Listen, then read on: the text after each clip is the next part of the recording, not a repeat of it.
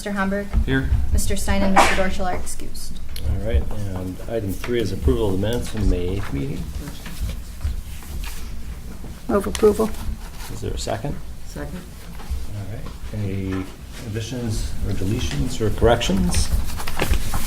All right, seeing none, all those in favor say aye. Aye. Aye. Opposed? And minutes have been passed. And if there's anybody here to speak on an item that's not on the agenda, make sure you fill out a form. If it's regarding an item on the agenda, there's a public hearing section. I believe this is regarding 5A for yours. Yep. All right. So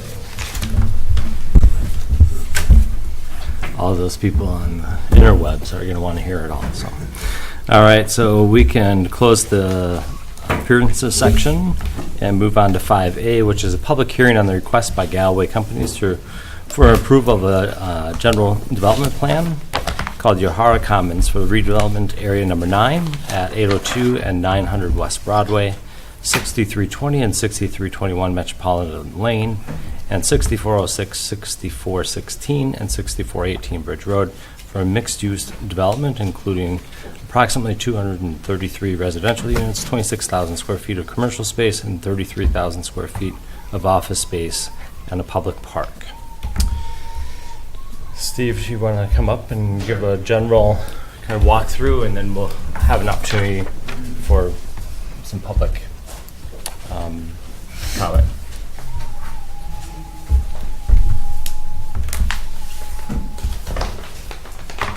Hello. Hey. Hi. Everybody hear me okay?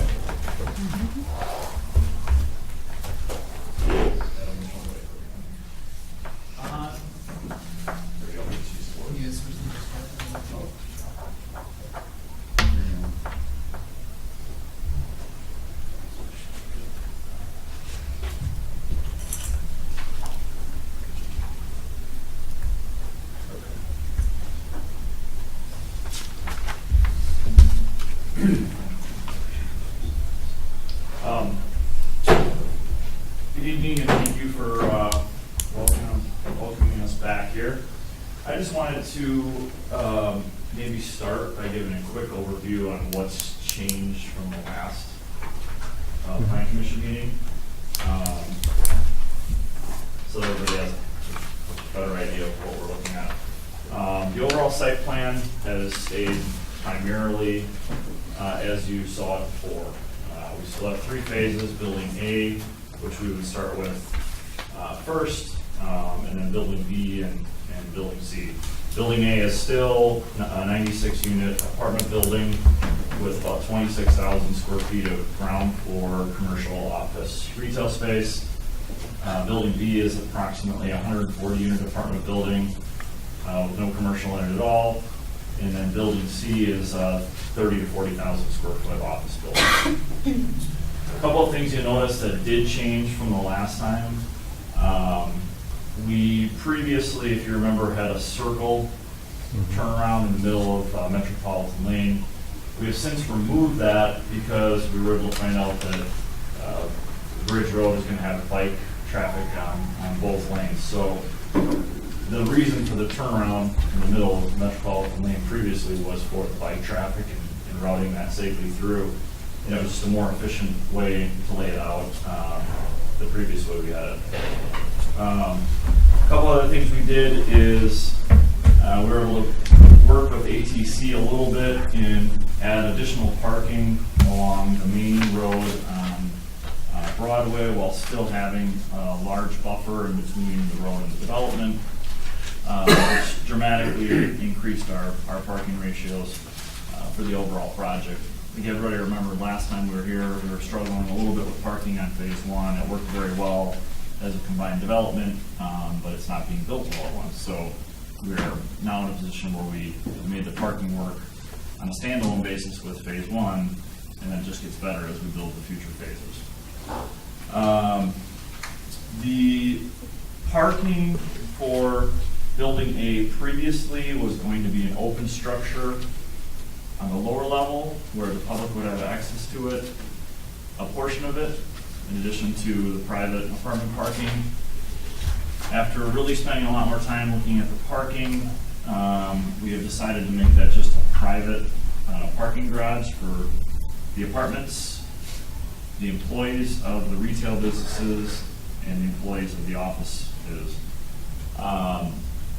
And so the only retail parking will be at grade. And I'm not sure if everybody had a chance to look, but we put an analysis in the packet with regards to the parking counts. I just want to take a minute and kind of run through that. I got it right here. Well, if you have it. I'll just run through it. So which of these packets is that in? That is in the GDP packet, item 5A and 5B, at the end with the Galway letterhead. Last page is your packet. I'll let you find it.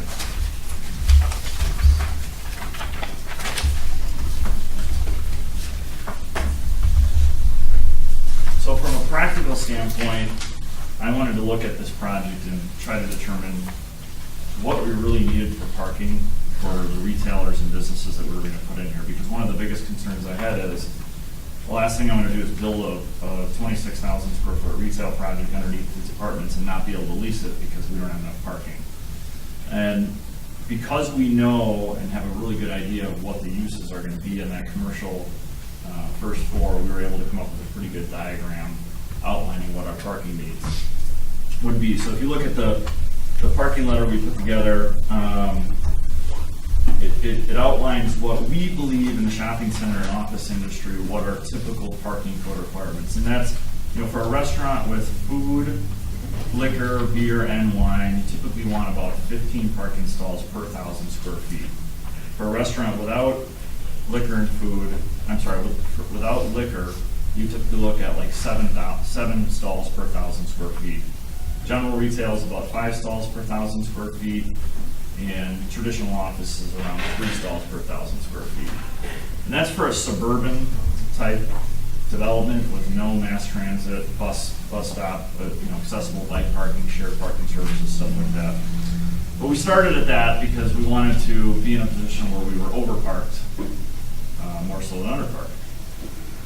If you look to the analysis for the restaurant, retail, lunch, office, and additional retail spaces, for the leasable area that we have, we would need about 184 parking stalls for the phase 1 retail portion. We only have 142.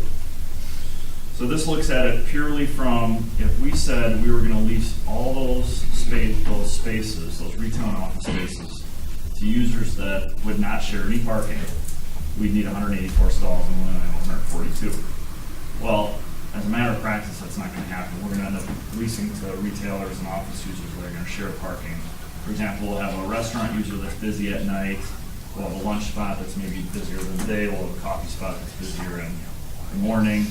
I'll have some office space there, which will not be used after 5. So we have a unique opportunity here where we think there'll be strong shared parking between the uses. So then I looked at what does the requirement look like if we use the restaurant as the heavy dominant user, which is what you always do when you look at a shared parking analysis. And if that was at full capacity, what would be the requirements of the other users when they were not at full capacity? Because they're not going to be at full capacity when the restaurant would be. For example, you take out the office requirement. So the restaurant's busy on nights and weekends, there's no need for office parking. When we looked at it from that standpoint, we only needed 137 stalls. We have 142, so we're slightly over. Keep in mind, this doesn't take into account any of the temporary surface parking that we're going to have in the phase 3 site, which will be overflow parking until we get that built. So I'm happy to answer any questions about this. We spent a lot of time on it, but after really looking through this, we feel very confident in our ability to park this efficiently. One last comment on that. This doesn't account for the apartment parking. We're at a 1-to-1 for the apartment parking right now, in addition to this. When you said 184 was the number someplace, does that include customers and employees or just customers? everything. Okay, but your employees, you said you were going to park, they could park underneath the building? Correct. So you won't, some of those spaces will contribute to the count of 142. Correct. Okay.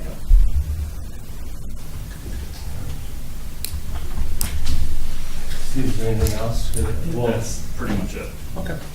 All right, and we have one individual that would like to. I'll, as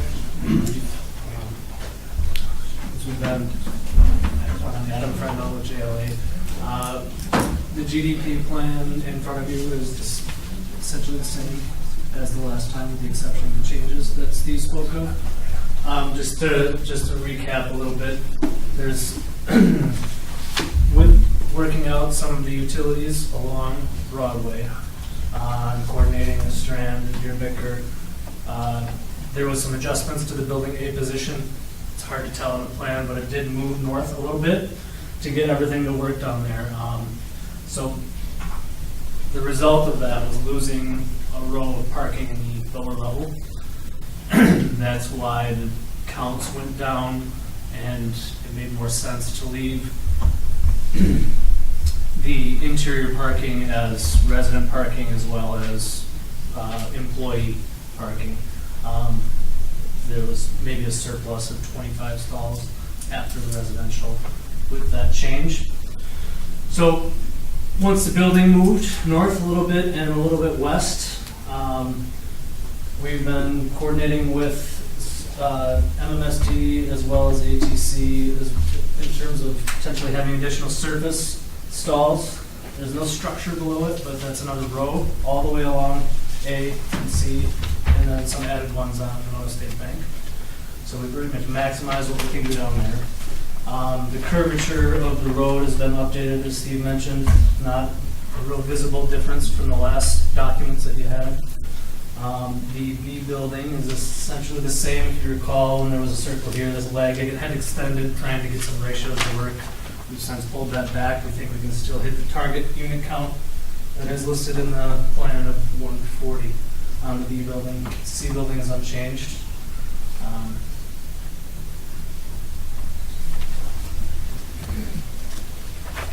I'm just going to zip through these real quick. Phase 1, 2, and 3, everybody's familiar with that. If anyone has questions while I'm zipping, by all means stop me.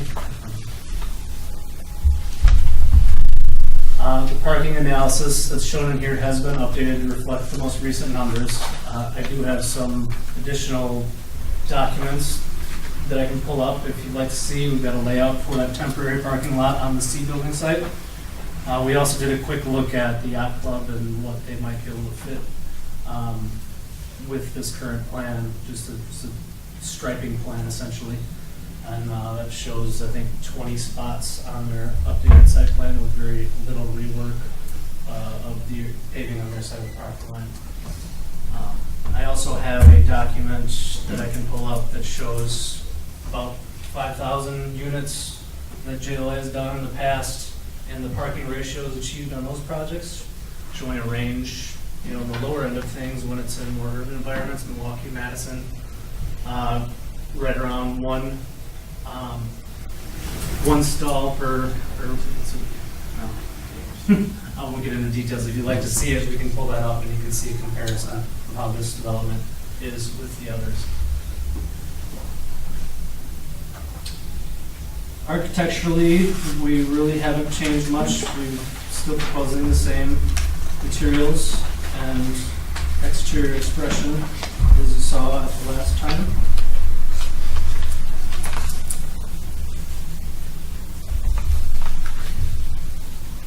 And I guess on the civil side of things, Randy, is there anything pertinent beyond what is up that you can mention? Could you give a general overview of what's proposed for the GDP for stormwater?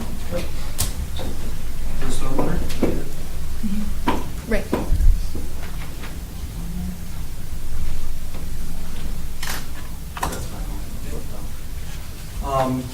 Hi, I'm Randy Klinsky with Beer Becker.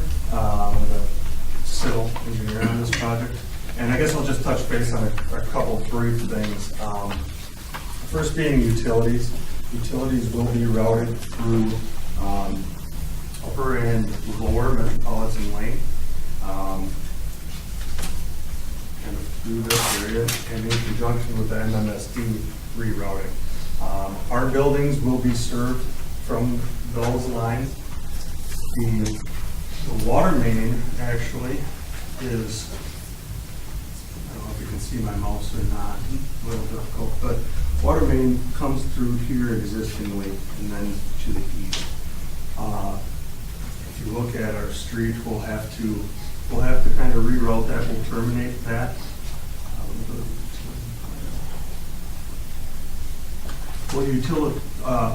We'll terminate that at this point and kind of reroute into the public right of way of Metropolitan Lane, where we will still serve the buildings there as well.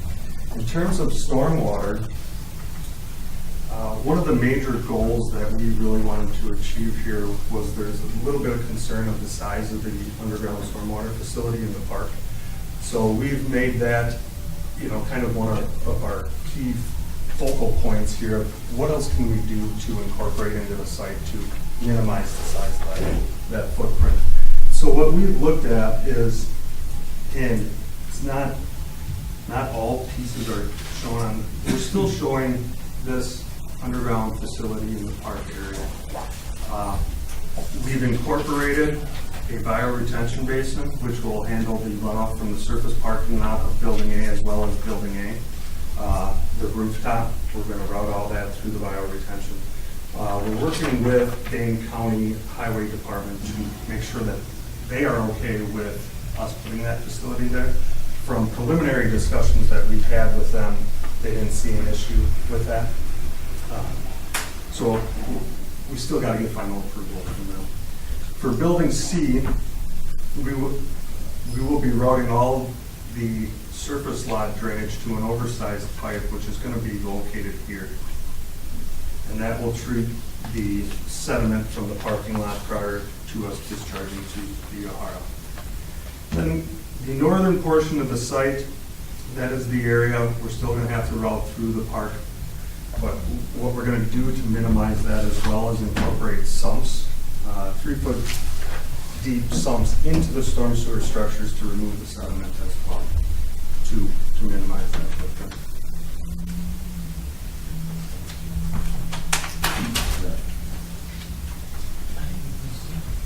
Yeah, I have a question about this stormwater, which is to say, has any consideration been given by you or by the architects for permeable parking surface to mitigate stormwater as opposed to the way you're currently treating it? It is an option, but due to cost and some maintenance factors of that, I typically would like to try to do it through oversized pipe or the bioretention basin, just from a maintenance and cost standpoint.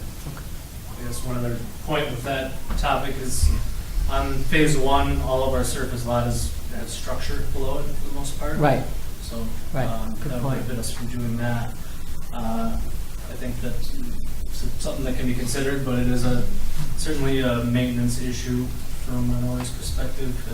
If we can handle it with the bioretention that Randy's proposing, I think that that's a better solution for this project.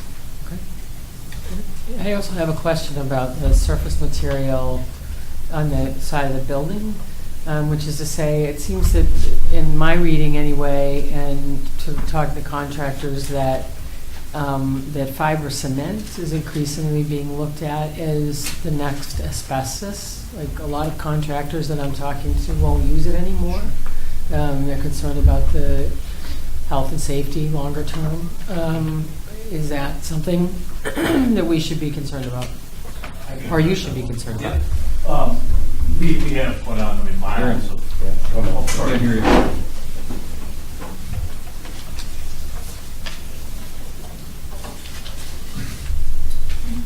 The fiber cement, just to address your question, the fiber cement side, we've put on a lot of that over the years, and there's certain safety, precautions we need to take for both well, mostly for our guys actually putting it on. We've made a move to LP Smart Side, which is a different product. It is. And that's almost exclusively what we're using now. Okay. Which is, it's different, but. I have it on the side of my house, I Yeah. know it well, I just put it on my for house. exactly this reason, so, yeah. That most typically, there'll be a combination LP Smart Side, Okay. metal panels, and then LP Smart Side panels. Thank So you don't intend to use fiber cement panels on the? No, I mean, even though it's in there, it's one of those things where that's kind of the standard for everything. And it still is kind of, but we're typically using LP Smart Side, we're trying to sell both ways, but quite frankly, the LP Smart Side is a better product. Don't get the effervescence that you used to get on the both sides.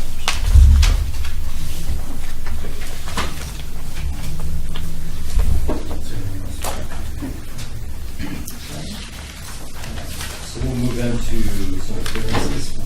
I apologize for butchering your name up front, so let's get that out of the way. First one is for Timothy. That's close enough. All right, I got a little help on that. Would like to speak for informational purposes and after some stuff about reflection drive and below the house.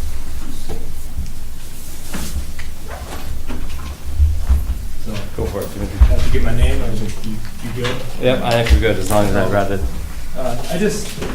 I own, one of the owners of Breakwater, Monona, which is the restaurant that currently is housed at 6308 Metropolitan. And I have a lot of concerns moving forward, not just as a restaurant owner, but as what's this construction going to do from a timetable. Metropolitan is going to be getting ripped up, it sounds like, with a larger water sewer piping or whatever goes in there from Broadway to the facility there next to the 6308. So I just am looking for some clarity or a timetable. Is it going to be shut down for a month? Is it going to be shut down for a week? When is the proposed time? I know that's probably a little early, but I at least want to get it on record. So when there is a date, we also have opened up a banquet center in the facility, and we are booking weddings. We are booking people's life events to happen at our place, and we can't have we'll lead into the next thing, but we can't have people disappointed in the lack of parking there seems to be with the proposed. And when I was applying for the license last year, it was a thing that we went around and around with, and it sounds like there's going to be diminished, or how is that going to be deemed from the city standpoint for parking for our facility, because our facility was directly predicated upon the parking stalls we were able to identify while applying for the license. It seems like there's going to be a lessening of available parking spots for us as Yacht Club tenants, and I want to know if that's the case, do I have to is there going to be a change in the fire code in the number of people that are allowed in the building?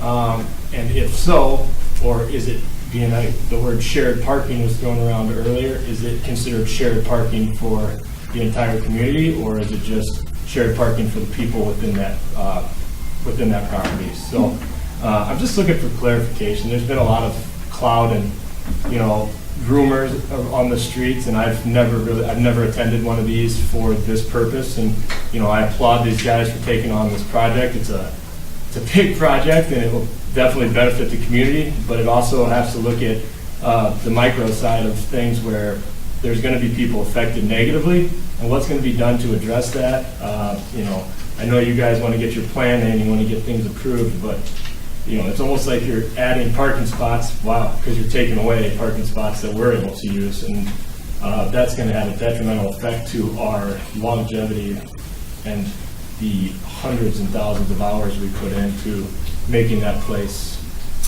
go for the time period that it's gone. So I just want answers. I'm not here to say it's good or bad or anything.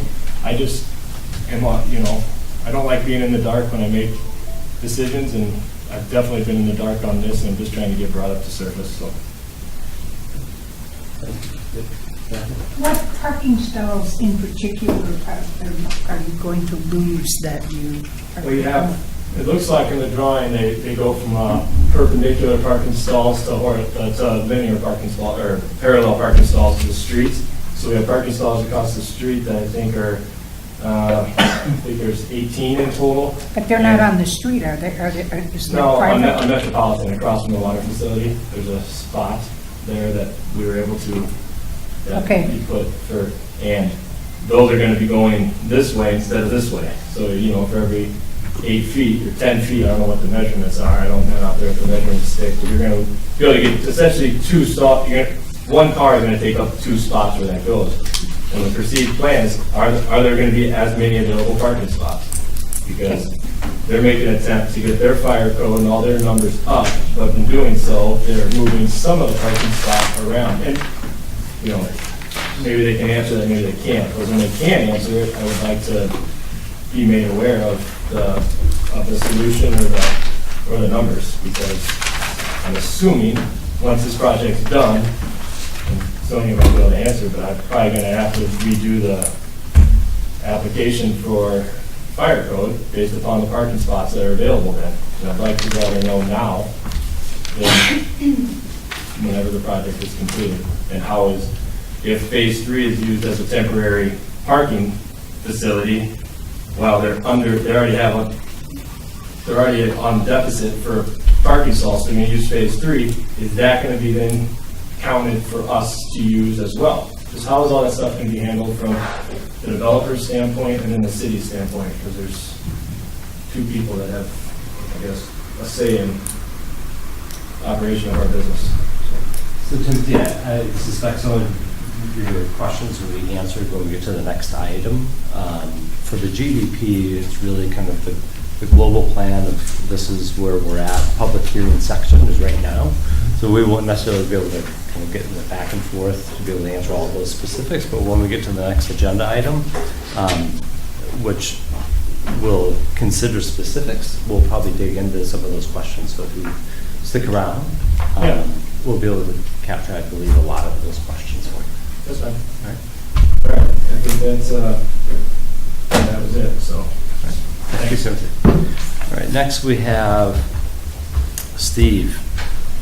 And Steve, I'll let you say your last name when you get up there. No problem. Would like to speak, did you, for informational purpose, nothing was checked on? For or against? Correct. That was for good reason. All right. So I have mixed feelings on the project. My name's Steve Griffith. I'm with the Four Lakes Yacht Club. I have just a couple of concerns also. As far as the yacht club is concerned, we've been more than willing to work with the developers to try and, we think it's a great project. As Tim said, we think it's going to bring a lot of new people, and it's going to bring a lot of nice usage, and it's certainly going to clean up and make that area a whole lot nicer looking than it ever has been in the past. I mean, I think we can all agree that it's not very beautiful down there right now in certain areas. The 2 questions that again we have is, the yacht club for years has had the shared parking that we've talked about that's been passed around this board and through the planning commission board also about, the things that we have gone through and the agreements that we've made with people in the past. And we'd just like to make sure that we have the ability to do that in the future, because we don't have enough parking for our own membership. We haven't since 1958 when the club was originally started. The other thing that I have a little bit of concern with is on page 7 of the GDP, there's a picture that shows the property line for the yacht club itself. It's this page if you want to pass that around. We've had several surveys done of our property over the last few years that show a different property line than what you're showing in this photo, which encompasses the vertical stalls or the perpendicular stalls, whichever way you want to look at it, in front of the restaurant and the additional stalls that are in front of our yacht club. So I would just like somebody to make a clarification on where that property line actually exists, because we do have documents that show it in a different place than what you're showing in that picture. Again, we just want to go on record as being that that's a little bit of a contentious point, because, again, like Tim was saying, if indeed that line is correct, then we lose parking stalls. If that line is not correct, and our line is correct, then we keep our parking stalls that we've had for a lot of years. There also was some sort, one of the engineers who's been a member of the club since I think I was born, is also under the impression that when that road was put through, Metropolitan Drive was put through with a 45-foot easement, not a 60-foot easement, as currently is in the rules and regulations. It was before the 60-foot road was created, or the 60-foot easement was created. So again, we'd like to have some sort of clarification as to where that easement line actually is, and the center of that road's going to be based on current properties that are down there. Those are the three things that I was to ask about. Excuse me. Steve? Yes, sir. Does your survey show your parking totally on your property? Yes, sir. I believe it does.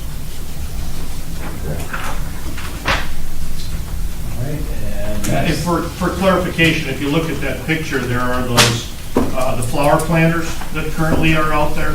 Mm-hmm. It shows our property line on the outside of, just on the outside of those planters.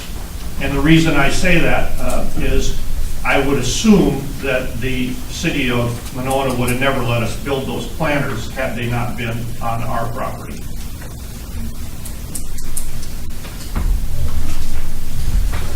And next we have Chad Whiteside. And we'd like to speak in favor. Can I get that picture back? Yeah. I just drew new lines on it. That's good. That's good. As long as you drew them in our favor, Yeah. we're all good. So I'll be brief unless you tell me otherwise. On May 23rd, 17, at the CDA meeting, I made an appearance and gave a statement that was entered into record, and I think that meeting was attended jointly by the CDA and the Planning Commission. I can waive reading that again unless you tell me otherwise. It was not a joint meeting. Some planning commission members were there, so you can restate your comments. Okay. So my name is Chad Whiteside, residing at 106 Charlene Lane. Speaking as a concerned member of the Four Lakes Yacht Club at tonight's hearing, the Four Lakes Yacht Club has operated within the city of Monona since 1960. During our time here, the Four Lakes Yacht Club has been a good corporate citizen of the city of Monona and a good neighbor to those around us. As an organization, we currently have 200 active individual members, which does not account for family members, bringing us to over 500 persons. The mission of the Four Lakes Yacht Club is to promote a safe and responsible recreational boating activities and voters' education while being a good steward to the four surrounding waterways. Additionally, we provide services to the public, to boaters in need, and we work in conjunction with the Dane County Sheriff's Water Patrol to ensure a safe recreational boating. In addition, the Four Lakes Yacht Club houses a breakwater restaurant, which provides a finer riverside dining experience. Four Lakes Yacht Club supports the proposed development of the area to improve recreational activities, but only within reason and one that makes sense for future and existing businesses. As I mentioned in my opening, the Four Lakes Yacht Club has been a good corporate citizen of the city of Monona and neighbor since 1960. Many of the concerns we have heard brought forward have been heard at multiple meetings and are the shared concerns of the Four Lakes Yacht Club. The members of the Four Lakes Yacht Club are concerned that the development as proposed could affect our existence for two reasons. First of all, access to our slips at the south end of the river. We have been told that the development will not go forward without possession and control of these slips. Yet we have heard statements brought to the Plan Commission that the CDA, that this is being worked on, and we really have not been talked to at this point. Our second concern relates to parking. The reduction of parking for members of our club and patrons of our restaurant and proposed businesses would have negative impacts to all. The Four Lakes Yacht Club currently has 40 parking stalls on our property and Metropolitan Lane. We have a history of shared parking arrangements with surrounding businesses, which has proven beneficial to all parties. And we have a long-term lease of 21 boat slips and 20 parking lot spaces at 802 West Broadway. The development as proposed could severely limit our parking, thereby having a negative impact on the members of our club, our restaurant, and the possibility of our ability to remain a good citizen to the city of Monona. The sensible project would not only improve the area, but would also allow existing as well as future businesses to thrive, something that we are not certain that the current plan affords. The plan as proposed lacks adequate parking not only for the Four Lakes Yacht Club, but for the tenants of the proposed business plan, and this is not sensible for the city of Monona, the Four Lakes Yacht Club, or the future tenants and patrons of the proposed development. Thank you. Thank you. Any clarifying questions? I have a question if you don't mind. I'm sorry, I forgot your name. Chad Whiteside. Chad. Chad, do you feel that, so are you an officer at the Yacht Club? Yes, sir. Do you feel that the CDA and the city of Monona in particular have been communicative throughout this process? I can't speak on behalf of all the board members present, but I would say that we have been severely lacking in communication. There were meetings canceled that were scheduled. One did occur, but it was very short-lived, and essentially we were left with the impression that without the slips, the project wouldn't go forward, and essentially they were going to try and take them from us as well as the parking. Thank you. Can I just ask about the parking? You mentioned you have 40 spaces on your property. Do you know about how many you tend to think you use shared? I mean, over and above that, I'm just trying to... all of them plus some. Well, what's the number? I guess I'm just trying to look at how much more parking, other than what's on your property, are you thinking you need access to? Is that hard to... I mean, taking a guess on a busy weekend, like I said, we have 200 members. That's not including families, family members. So we have about a 500-member unit. We have a restaurant upstairs that houses quite a few more. We try and be... We try and, in good conscience, supply parking to our restaurant. We park in other areas. As I have mentioned, we have an agreement for 20 parking spaces at 802 West Broadway. There is also parking along Metropolitan Lane that are not in our stalls, and we had a shared parking agreement at one point with EDS and also Riverwood. So perhaps on a busy weekend, all of our stalls are taken. Do you still have the agreement with Riverwood? That is something that I have to get back to you on. Because that's not affected by. Correct. So that's parking that you.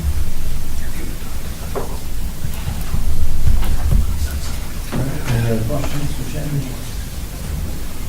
All right. Thank you. Thank you, Chad. Seeing no additional people for the public hearing section, we can close item 5A and move on to 5B, which is the consideration of action on the request by Galway companies for the approval of the general development plan called Uehara Commons for redevelopment, area number 9 at 802 and 900 West Broadway, 6320 and 6321 Metropolitan Lane, and 6406, 6416, and 6418 Bridge Road for mixed-use development, including approximately 233 residential units, 26,000 square feet of commercial space, and 33,000 square feet of office space, and a public park. Sunny. I think I'll walk through the recommendation that's in the GDP staff report first, and then we have Stephanie Thompson here from Strand who can provide any comments on stormwater and other engineering considerations like the street layout. And then I'll try to walk through the comments presented by the Yacht Club and Breakwater.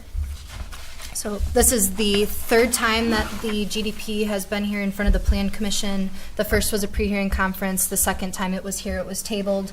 There was another set of plans that was submitted, but it never got here to Plan Commission because that meeting was canceled. And then here we are with the third appearance before the Plan Commission. Approval is recommended with 2 findings of fact.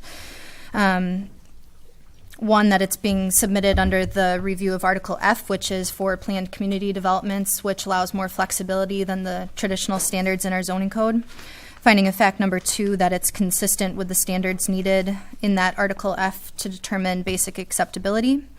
Conditions of approval, number 1 is standard, number 2 is standard, number 3 and 4 are regarding additional city council approvals that are required. Number 5 is about stormwater, and I'll let Stephanie touch on that more. Certified survey map is required for the proposed lot division. Number 7, this is regarding adding some utility narrative discussion into the GDP. Number 8, any future parking stalls that were shown as proposed over by Monona State Bank, any easements or agreements for those would be presented at the time that the applicants request a Phase 3 precise implementation plan. Number 9 is somewhat minor. There's valley gutter shown on the plans in front of the Madison Metropolitan Pumping Station. Number 7, it's not needed, should be removed from the GDP. Number 10, coordination with ATC, and 11, with Dane County for any work in the right-of-way, including the bioretention basin, parking spaces. Landscaping is the responsibility of the applicant. Number 12, all required Wisconsin DNR permits shall be obtained by the applicant, including a potential wetland exemption for the area that would be filled in, which is the existing drainage ditch in front of the Phase 3 site. And 13, also a minor issue just regarding implementation schedule. I think that will change pending final approval of the development agreement. Walking through some issues, major issues in the text of the GDP. Under land use, the residential density is something that's changed. Phase 2 was proposed as 160 units previously. It's now at 140, which reduced the dwelling units per acre density count from 78 to about 68. As far as parking, I'll just walk through these comments.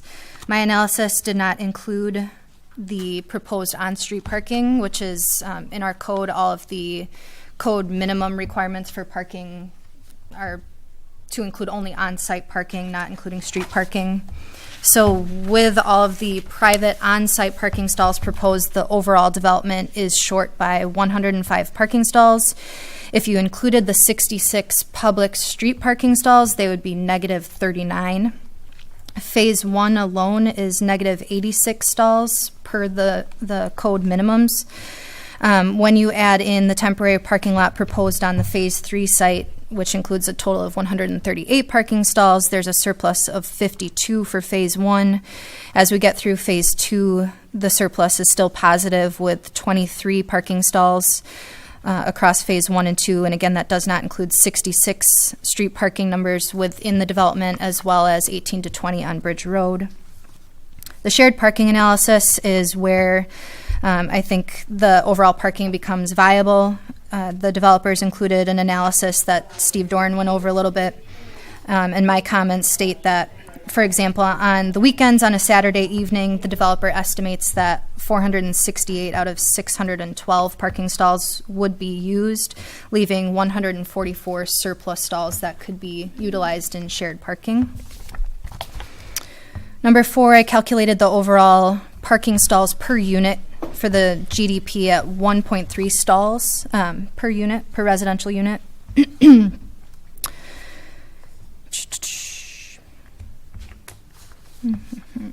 Number 8, regarding the Yacht Club comments, where we can get into some of the questions that were brought up.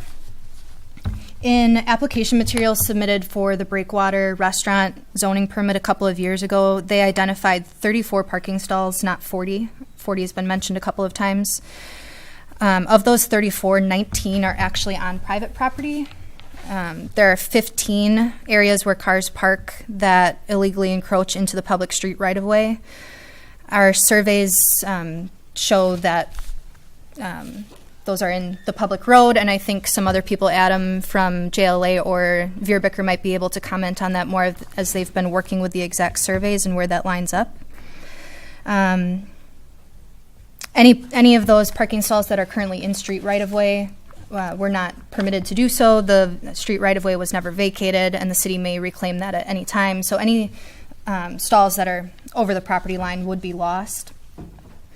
There's reference to shared parking agreements.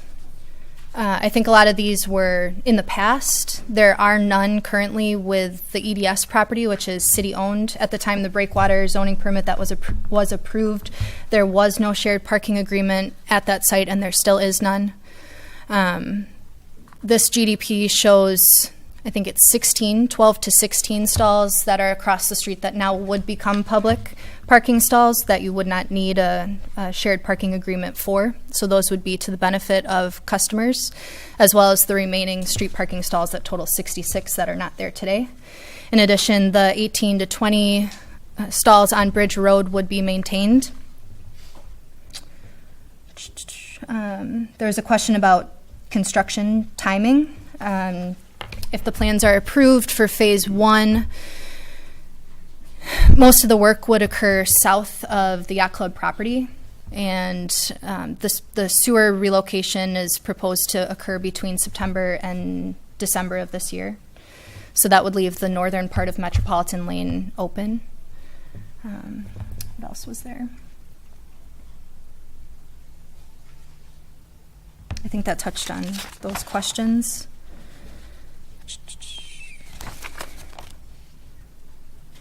And that's just the general overview. I can touch on anything more as the Plan Commission has questions, and Stephanie can come up and comment on anything stormwater related. Sure.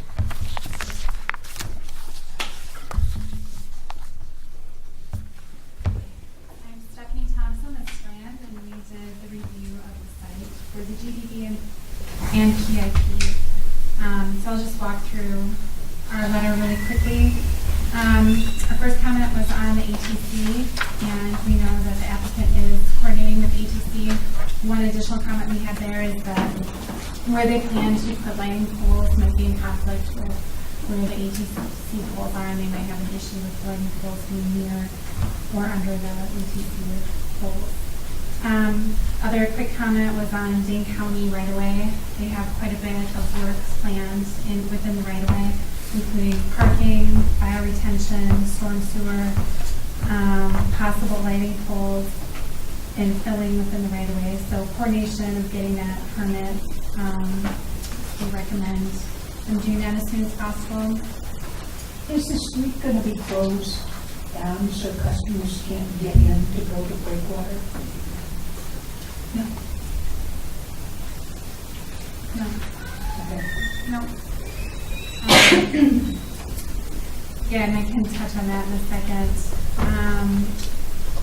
What else do we have? For stormwater, apparently Randy sent me an email yesterday, I did not get it. So there is some additional stormwater modeling we need to review. But our main recommendation is to try to have, so they have building A, in phase 1, they're handling all the stormwater on site. We recommend also looking into building C and phase 3 of trying to find ways to handle that stormwater more on site instead of bringing it to that underground stormwater detention basin, and try to minimize, if we can minimize the size of that basin for maintenance issues and costs. So that's, and then also the other thing about, you know, I saw in the GDP they possibly looked at piping the stormwater that is, there's stormwater coming across Broadway and then also across Bridge Road onto the site from the west. So it's on the west, traveling east on the south side of the site, and they were looking at possibly piping that. And again, I think there's stormwater plans, we still need to really look at the information that Randy is giving to us. But one thing is coordination with Dane County on if they are taking total suspended solid credit for those grass swales in that location. If they are, then the treatment, there needs to be pre-treatment before it gets into that height. So that's another consideration, another coordination with Dane County that's going to be needed. As far as the roadway goes, we have reviewed their roadway plans, and we also will be designing the roadway on behalf of the city. And we're pretty much in agreement that there may be some on-site street parking that is going to be lost. If you look at the entrance of the development on the south side where it enters off of Broadway, a couple of the radius are pretty tight there for the curves, and we probably will be modifying those a little bit, and then also just making sure that if somebody's trying to stop and park and they're not blocking people who are trying to enter the site to cause any type of traffic jams, just with traffic flow. So there might be some of that parking that would be lost, that parallel parking. Also with the site vision triangles and site distances and whatnot, a couple of those parking stalls could be blocking the connector road's vision. Somebody's trying to exit that connector road, they're looking right and there's a car parked there, it might be an issue. So those are just some design aspects that we'll look at when the roadway is designed, but it will basically look the same as what is shown here with the parking and whatnot. This roadway is going to be connected into the existing metropolitan roadway. So as far as the concern about if it's going to cut off access, it will not cut off access to the Bridgewater. It's going to be coming in. We haven't quite defined where it's going to tie in, but it's pretty much that existing road today is going to stay, and it'll just connect right in there. There's going to be a new, some of the storm or the sanitary sewer is going to have to be relocated with that interceptor, and then there's another manhole that's going to have to be installed that previously served the Chase building. So there'll be a manhole that will cap that service and then still provide sanitary service to the Yacht Club and Bridgewater.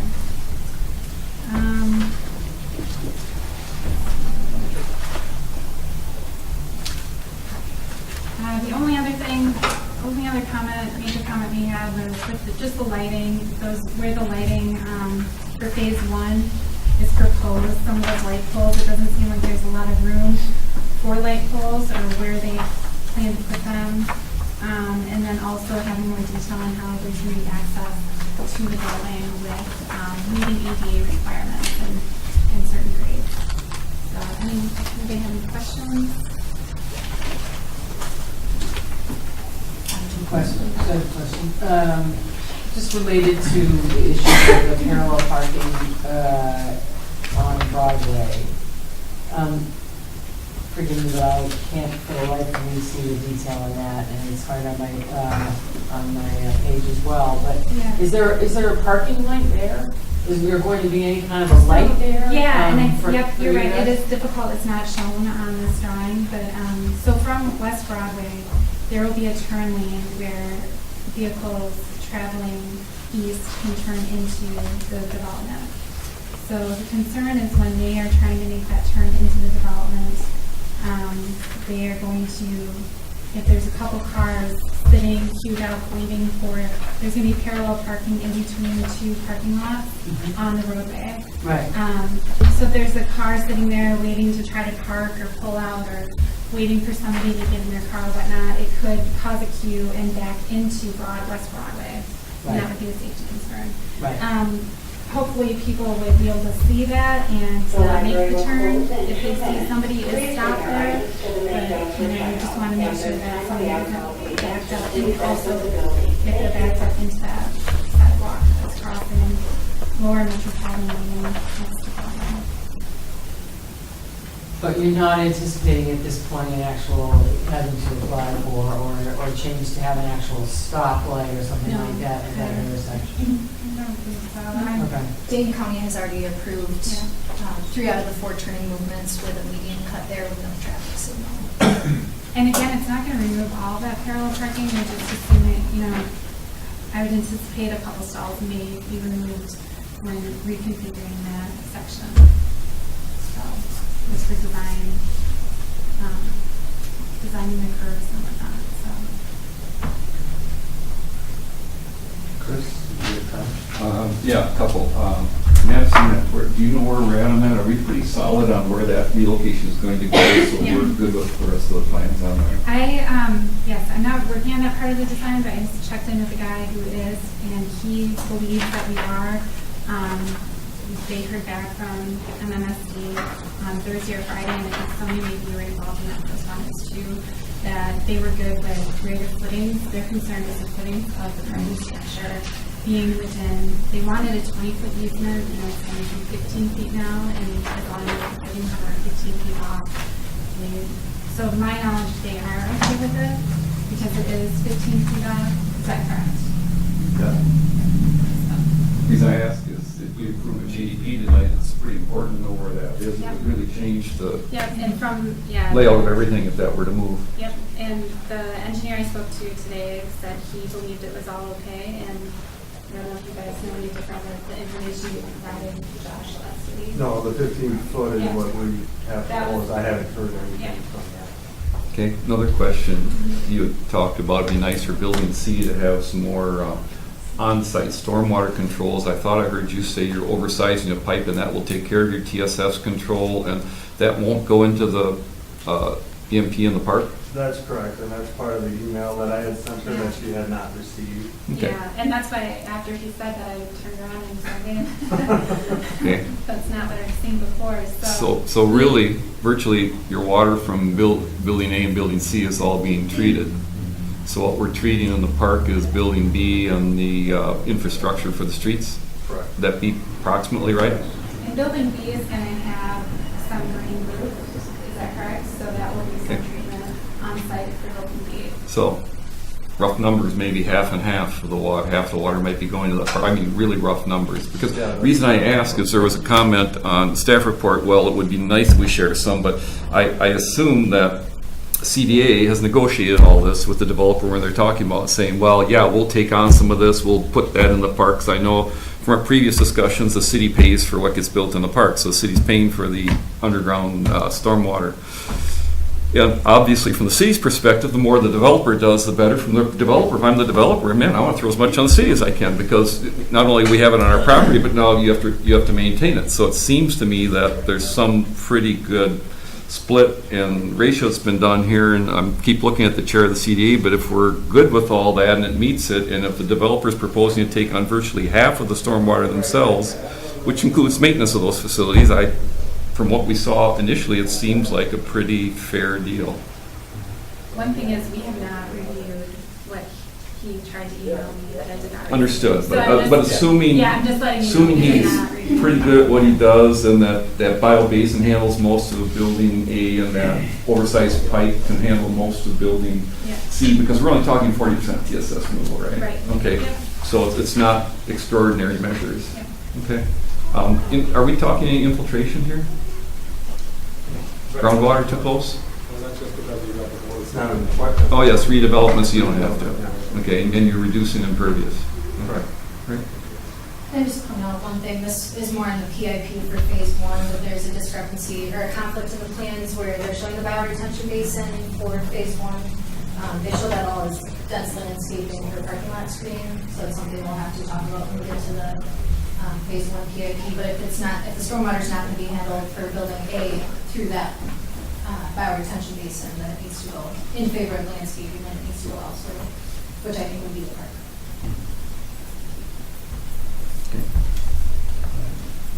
Any other questions? Oh, can I ask one more? How much are you thinking you want to take out on the parallel parking on the entry road off of Broadway? I think. Every stall's around, what, 20, 25 feet? Yeah, one thing is it was pretty tight with how it's configured in there. I think there's 5 stalls at 20 feet in each, and then we should go a little bit, yeah. So we're thinking you're gonna end up with maybe 6 stalls instead of 10. Another 4 stalls. Yeah, another 4 stalls there, and maybe you're gonna only have 2 stalls, or 1 stall on each side of the other one, so you're gonna lose another 4 stalls on the other side. But again. Why on the other side would we lose them? Well, it's also pretty tight through there, and then when you're looking at trying to Tight. pull out of. Tight for what? Excuse me, could you be pointing at a site plan? I lost it once you got off the Broadway. Can you just move the mouse? I bet you get theirs going and you can use the mouse to. I think it's.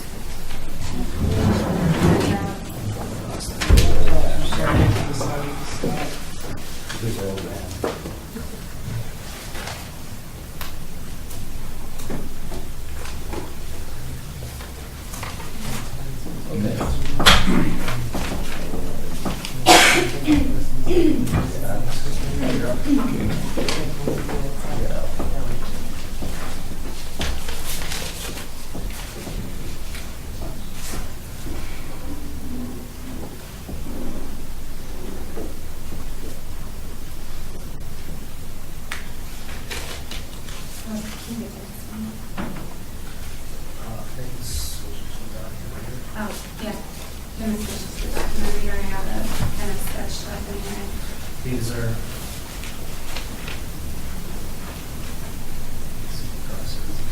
Plan. Can you switch to the document camera, please? Document camera. Switch on the back.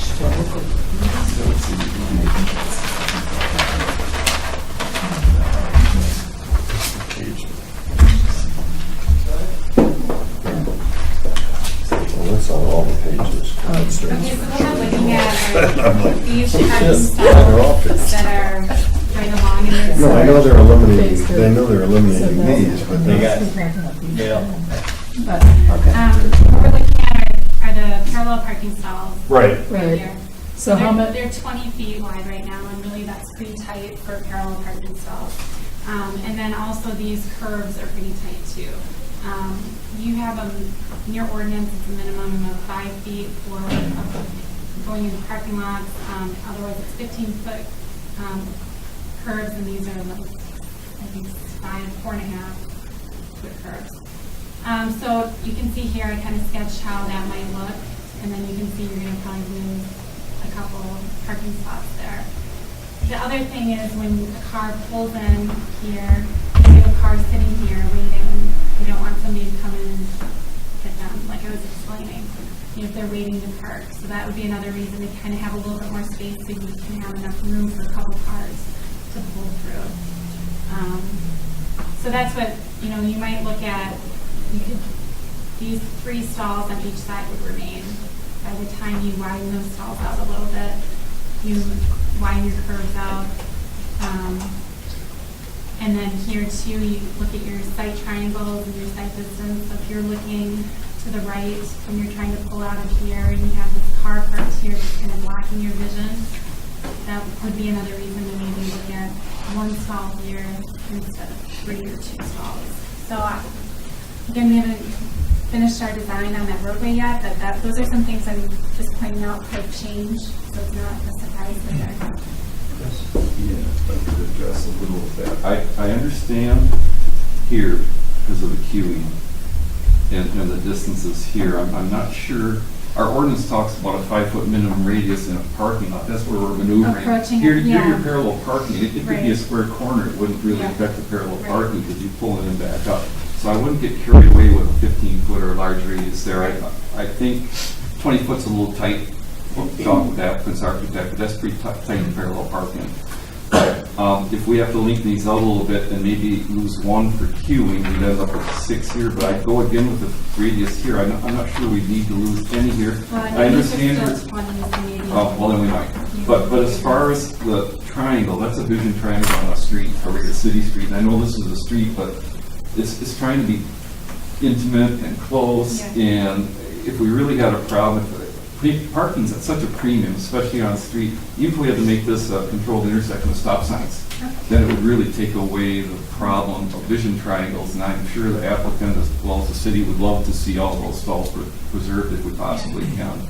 Yeah, and like I said, we can definitely preserve as many as And if, possible. It's just- right, and if we're a little there short may here be a on couple length, that are but we're lost. going to leave this, we perhaps could slide that sidewalk back a little bit and get a little more length out of that island, maybe we could keep all Yeah. 6 of those. The other thought too is, if this isn't going to be used for stormwater in here, is there a reason not to put more parking inside that parking lot? Just a couple thoughts there too, so. But just be a couple comments as far as the parking. The 5 foot, if it's 4.5 or 4, Yeah. it doesn't affect parallel parking. And the vision triangles, again, we can talk about what we want to do, but I would think control the intersection, don't worry about it, and keep those stalls. I think the queuing's a good idea. I can see a car pulling in here and wanting to wait for that person to come out and somebody else is coming across. So to be able to have room for a car on site plus one coming across the intersection might be appropriate. Yeah. Is there a reason the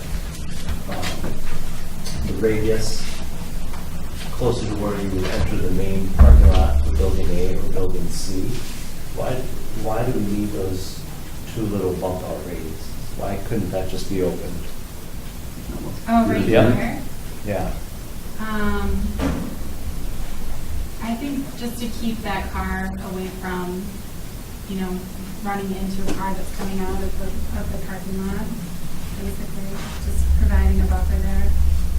Maybe just a smidgen of landscaping on the site. Well, and Yes. you need some lighting somewhere, Is that so where the grass is going to be? you're gonna have to put a light pole in somewhere.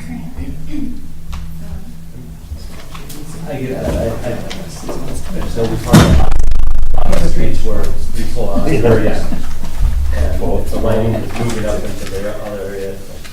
Those are the flexibility of, if we need to gain the space to slide it down, that might be one of the ways to do the balance. Yeah, and after we kind of get into it more, maybe we can find a way to add more parking on the street, or but I just wanted to bring that to the attention. I could have one or two of the next stalls are. Other questions? Well, you're here. I understand Strand is doing the design for Bridge Road. Mm-hmm. And did I understand correctly in our package tonight that you're looking at parking on that on both sides of Bridge Road now? I believe so. I'm not, I yeah. talked to Josh Great. Strack about that detail, That and he was would able be- to. Given the need for parking in this area, that would be outstanding to be able to preserve it on both sides of the road. We were able to keep sidewalks on both sides. Bike lanes and um, parking. But yeah, correct. The only thing was that we needed to take a 3-foot easement onto the Building B site for the public sidewalk. So if I heard that correct, bike lanes both sides, parking both sides, and just a small increase for the easement on our side? But just one lane for vehicles. So you have to take 11-foot turns. drive aisles. I was thinking that might have to be the case. Standard drive aisles, 11 feet on both sides. All right. 11's not standard. Josh Josh is said standard. he was very comfortable with that. All right. Thank you. So then maybe kind of open it up for more larger discussion, question on GDP stuff. I'll start down here. I'm gonna wait, I'm still processing. I went, yeah, and I guess I'm not really clear on the whole parking thing, but I'm gonna let Sure. discussion go. And I don't know if it's better to ask at the next phase. PIP. Okay. Dale, any questions or comments, concerns regarding the GDP?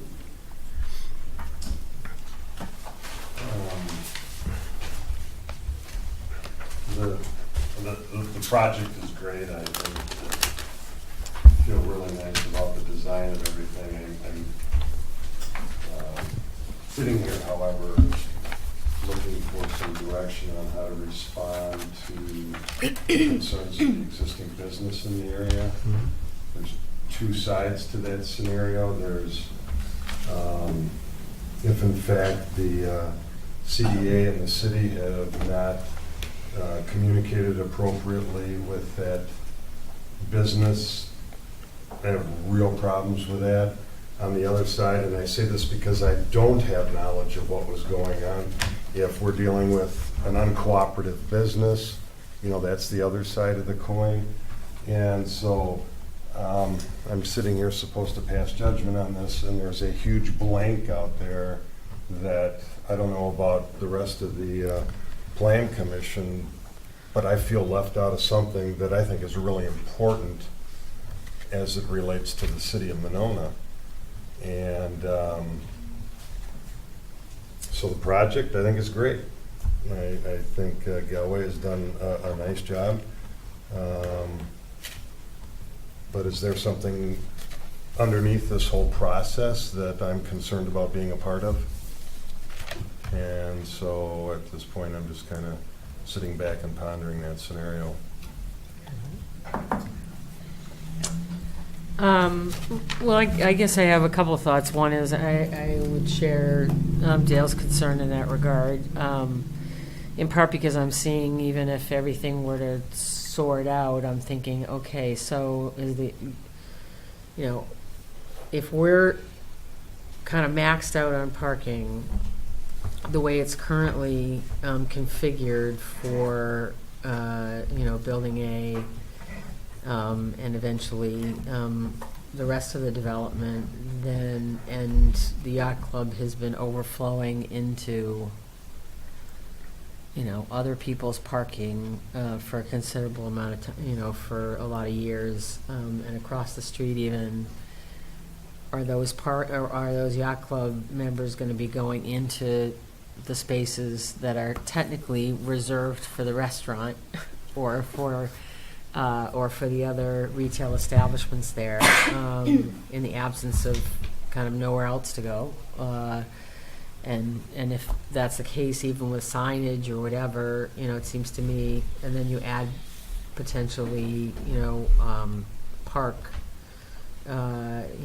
traffic, it just seems like it's kind of like a continued or friction waiting to bubble even more so. So it just makes me a little nervous. And then I guess also, and I don't know if this is a GDP or PIP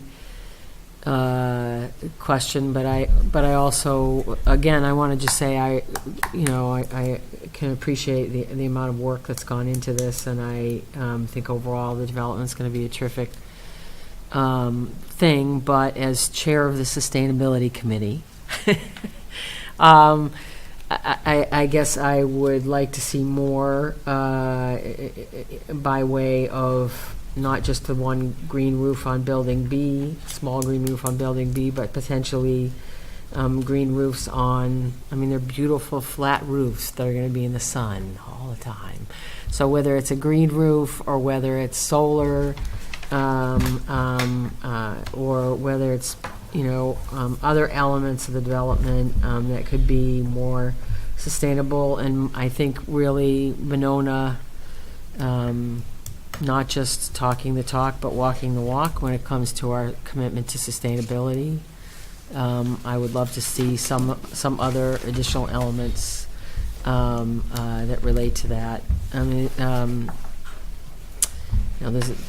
I spent 30 years in Chicago. There's a reason why Chicago is now one of the leaders in green roofs in the city, and that's because they've made a commitment from a development standpoint to make sure that a lot of new structures are incentivized to do that. And so I'd love to see more of that in this development. I don't know if that's a PIP thing or a GDP thing. It's just a concern of mine that those elements seem to have been forgotten, and perhaps it's a matter of this project maybe should have also been reviewed by the sustainability committee. I know it's been in front of a lot of committees and a lot of staff, but I do have some concerns there. So. Chris? Okay. Well, I think it's an understatement to say that this project is a challenge. It's a challenge for all of us. The city has a great deal of, the city being the taxpayers as well as the government, have a great deal invested in this project. and it's a TIF development. We have a timeline, and we sit here and we don't know what the timeline and the funding is on that. The CDA does that more than we do. So there are some things that we might want to do that maybe you can't have everything we want, but we need to have enough development down there to cover the TIF project. And so that keeps going through my head with all of it. I did think about one parking thing, and parking is always a conundrum when we deal with these developers, because you just never have enough parking spaces for what, and the yacht club, I mean, when I go to the yacht club and go down to dinner there, I never worry whose parking place it is. If I go down there and there's a parking space, I park in there. Is that the right thing to do? No, it isn't. And I'm wondering, I mean, I understand the city should have communicated, but I'm wondering what the yacht club has done to see about doing its parking. For example, when I ask about the Riverwood, you don't even know if you have an agreement with them now. And if you don't, you certainly should have. You have to, we have responsibility to communicate, but you also have some responsibility. It's not just the developer and the city's responsibility to provide parking for the yacht club. The yacht club has some responsibility to do that as well. And so there are places. And there is parking down there actually, and it's a bit away from that, but if you look behind Cranberry Creek, there's a parking lot down there that's big and empty all weekend because there are businesses there. Has anyone talked about them, about if you had a big wedding reception or something, if you could use parking there on the weekend? Has anybody talked to them about trying to share that parking, or Cranberry Creek? I mean, there's some stuff here that some people need to do beyond just the developer and the city who are looking for parking. I think it is a great project. I think the city has worked hard to get a good, responsible developer. I think they have come up with a great project. And I guess I'll wait to hear what Chris has to, when he talks about parking. I listened to Chris a lot through this year about if we can make the parking work, because that's my biggest concern, but I think it's not as grim as we might think. And yes, we never want to not care about existing businesses. We care a great deal about them. But, you know, two ways cuts two ways game. That's. Chris? A couple comments. First, to the developer, thanks. I know you're working like crazy to try to put this all together and work with us and everything. Just remember that the reason we talk about, for example, the parking is because we want this to be as successful as you do. I mean, we all do. None of us want this thing to go down, and parking certainly been our biggest thing. So I guess I'll start on parking. First question. We've been told that there's a lease for the Chase property. Is that still in force and effective? Because now the city owns it for 20 parking stalls.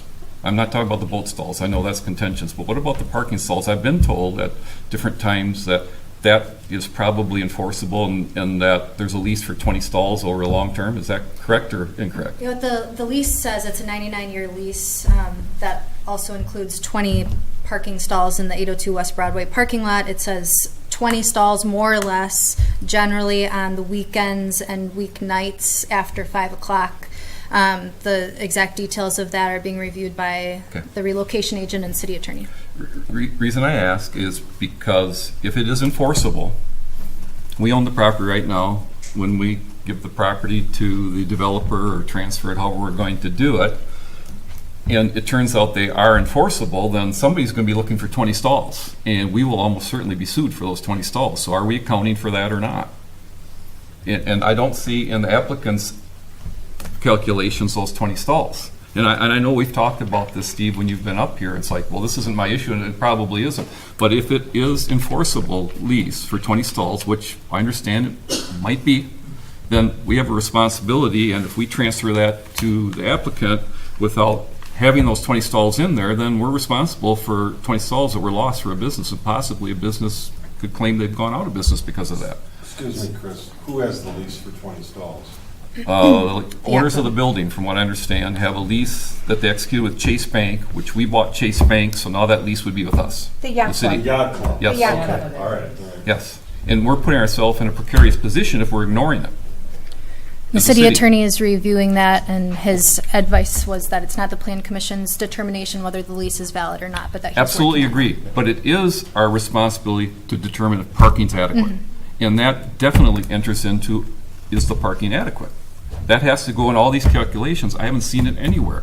And if it's enforceable, that's something we need to know as a planning commission, because parking is our purview, and parking is a part of the GDP. We can't approve a GDP that's underparked, and then when he comes back with a PIP, say, oh, nope, you don't have enough parking. You go, well, wait a minute.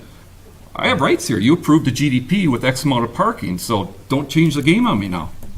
Whether or not they're enforceable will be determined by the city attorney, but I think the plan commission, for the purposes of tonight, can look at the shared parking analysis and take into an account those additional 20 stalls. That's where I'm going with this. I think it's important for us, if we think this is appropriate, to, at least for our calculation, assume that there's 20 stalls there somewhere for the yacht club.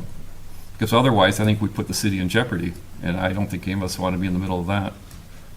So I just, that's why I'm starting off the parking. I like your, I'm sorry? I like your parking analysis on the commercial. The residential I'm concerned about. And Aaron, I know you do a lot of apartments. I spoke with a developer that has done a lot of units in Madison. He told me he wouldn't put in an apartment building with less than 1.6 per unit. And you're at what, 1.3? 1.3. Per unit? Is that what you're? 1.36. 1.36, so 1.4. So it's a little less. So again, it's your project, it has to be successful, I get that.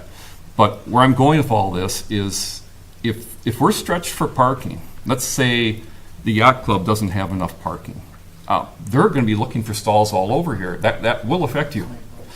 And I guess one more thing to mention about the yacht club's parking. I'm not here standing on their soapbox, but I find it a little hypocritical for us to sit here tonight and say, well, they're parking in the right of way and we're going to take it away, it's our right.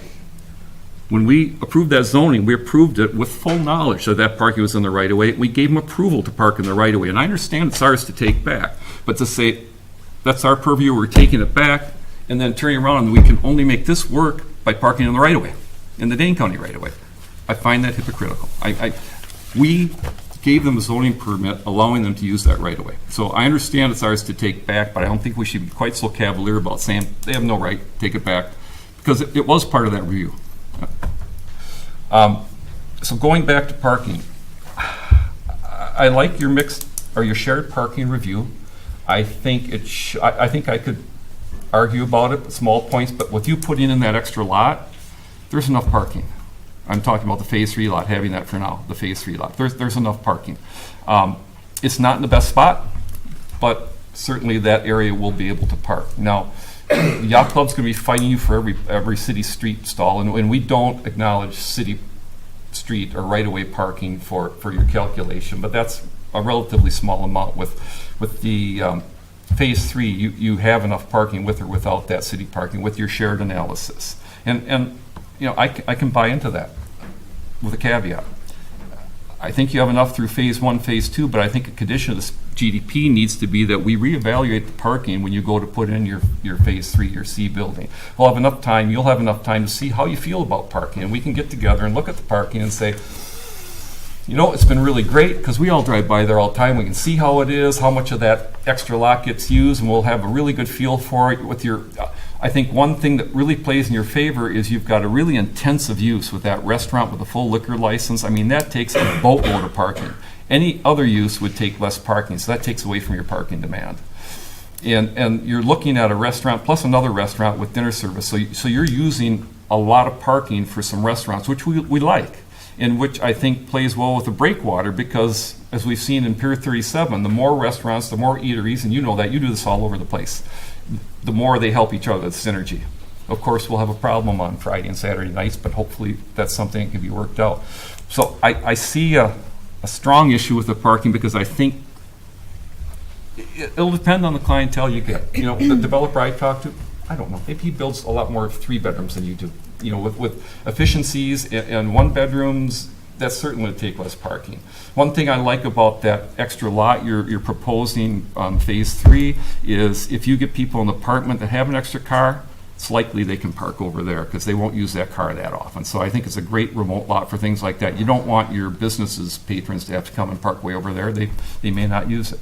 So as far as the parking goes, I have a lot of concerns about how it will work, but as long as we can reevaluate this when phase 3 comes along and say, hey, it's really working, or we got to come up with a way to find more parking, or man, we have more than we need, we can put in more landscaping, more green space.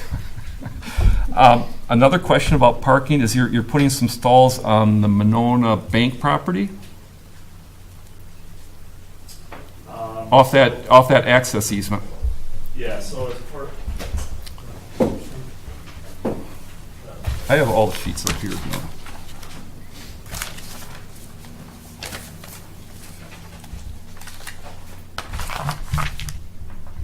Still put it on if we have. Nice. There you go. Well, it's just trying to. It's autofocus, so. There you go. Yeah. When we do phase 3, we have talked with the bank about vacating this access point and building additional parking in through here.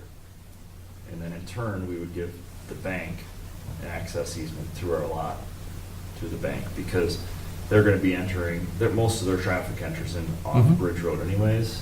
So this is almost a secondary access point for their employee parking. Most of the executives on the 3rd floor of the bank use this, and that's about it. A little bit of ATM traffic, but most people that come to the bank enter in through here. So the additional parking that we're talking about would be in through there. Do you need to vacate that to put that parking in? No, it just significantly maximizes the amount of parking we build to get in there. And do you have an agreement with the bank? We don't have a or is bank. this I've something talked you've with Paul generally about it. Okay. He's supportive of it. Okay, because, I mean, that's some more stalls. They're not in the greatest location, but it's some important stalls, because for those that aren't aware, this is the property line down through here, and this is an easement across the bank's property. It's not actually a city right-of-way. So it's an access easement for the properties that you will own. Correct. So certainly that would be completely between you and the bank, Correct. whether you vacate that easement and grant different cross easements or however you decide to do it. Yeah. Okay? Which helps a lot of things, because this access point is way too close to this intersection as it is. So the drive-through, Steve, utilizes that little path, if you will? Not really. Most of them come in that joint access for the drive-through. But if they're, well, I don't know. Well, it's a one-way flow, how do they get out? Or what's Here? the flow for the drive-through? The flow through is this: you come in off Bridge Road, you come in through here, and you circle around the bank. Oh, okay. Back out. Yeah, no, most people actually come in and go there and go through the drive-through. They don't go all the way around. If you're coming Yeah. this way on Bridge only, right? On Bridge, yeah. I'm sorry, If you're coming on Broadway. Broadway, either way on Broadway, they generally come right down that. I mean, everything I've seen, they always come right in that joint access. But that's something to be worked on in the future. But again, it's another, whatever it is, 16, whatever it is, stalls that are important to the development. So again, I don't think any of us here today know whether we need those extra 16 stalls right now. We don't know how this development plays out. For all our best intentions, we don't know what the synergies will be. We don't know how the neighborhood will respond to it. So that's why I think it's important to be able to reevaluate the parking before the phase 3 goes in and take a look at it. Because the reason I say that is to be comfortable. I think we're okay with that. To approve something tonight with a little uncertainty, to be able to come back, sit down and say, here's where we're at with phase 3, and you know, I know you want parking to be adequate as much as we do. For sure. And of course, we're trying to protect the area, you're trying to protect your investment. So, I don't know how else to handle the parking other than that, because I think it's short. I think it's great that you are going to redo that lot or just restripe it? We're going to binder coat it and stripe it. You are, because like where the old Carol's building Yeah, was. some of it actually doesn't junk. need to be, some of it's okay, Yeah, but we'll okay. patch, we want it to be presentable. So you won't build it to your future PIP standards, you're just going to leave it a wide open asphalt lot with some striping on it? It's a temporary lot. Put a little binder where the, put binder where the building was. And then we'll The goal is we're coming back here pretty soon with a user for phase 3. I mean, it's very, phase 3 Absolutely. is very user dependent, which I think. 2022 is just a max. Exactly, yeah. So, we're fine coming back to Plan Commission for phase 3 because with the office building, if it's, an office user that is not very heavy on parking, well, that's a different conversation. Phase 3 is more of a build-to-suit tenant probably than anything. So a lot of that's going to be dependent on who is that office user. We all want to be careful, though, that it has the flexibility for a For different sure, user for sure. 10 and 20 years down the Yeah, road. for sure. The problem we've had on Monona Drive was we got so many buildings, we don't have many parking needs, and then all of a sudden they leave, anybody else wants to come in, there's not enough parking Yeah, for them. absolutely. So it's something I know you build to be careful of that. I think that almost beats the parking into the ground. The stormwater BMPs, you're comfortable with the biobasin in the Dane County right-of-way? Yeah, from my preliminary discussions with them, they didn't have an issue with it. They thought that the city would also have to be a part of that conversation, just to ensure that, they had no use, future use for that area. And then, would you mind, just in case somebody's listening?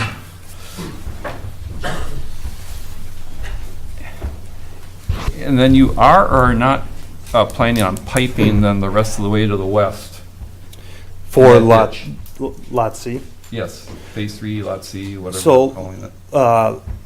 The parking lot for Building C will have an oversized pipe, and then we will pipe that down to the south side along Broadway. But the existing ditch that's there, is that going to be piped, or is that going to be left open? We're still working out with the DNR. We need to get a determination made on the existing wetland. Well, you should get an that is there. exemption for that. That's a drainage ditch and a made wetland. Right. So that should be under the But general Stephanie also exemption. made a good point to find out if that's part of the, if they're using that in their That's MS4 modeling why I as well. asked.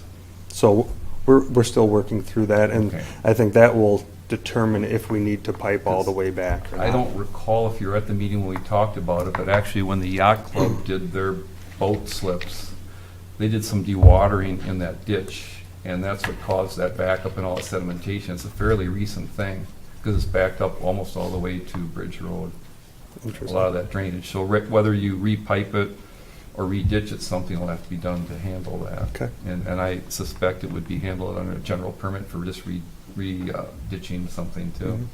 Okay, thank you. Sure.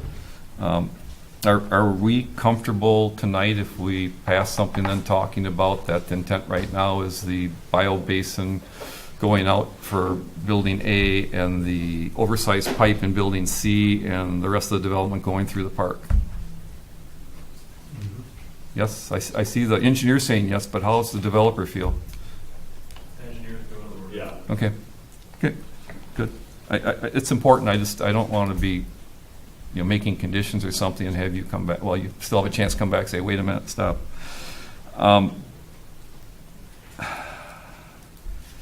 Building B, now we talked about there's going to be a 3-foot easement onto there for the sidewalk, correct?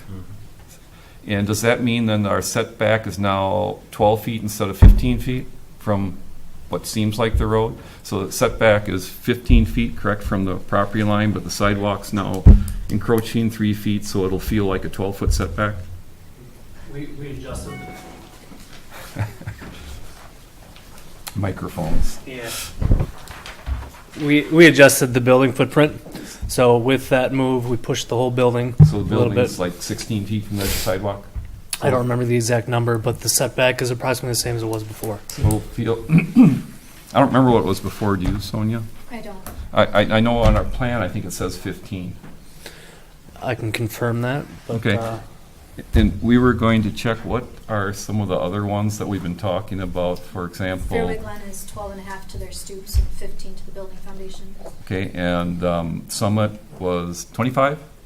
20, I believe. I think it changed, because I think Frostwood Commons goes from 15 to 25, right? 20, 25. Okay, something like that. So this will be closer than those and, what, 3 stories higher? Except for Fairway Glen. Similar to Fairway Glen. Okay. All right. Okay, thanks. So again, that's something, just, if we approve a GDP tonight, we lock those things in, so we have to make sure everybody's comfortable with that building. I know a condition was the articulation, the variance on heights and stuff, but that setback is then locked in. The exact setback would be determined in the future PIP, however, the site limitations require some approximate. And as long as it's generally in accordance with the GDP, that's not something we can go back on. Okay. So articulation, we've talked about. But we don't know what that setback is. What's 15, except, that, well, you're, our plan shows 15 feet, the one we have in front of us. There's a dimension on it, on one of them. You got 15-1 to what appears to be the street side of the sidewalk.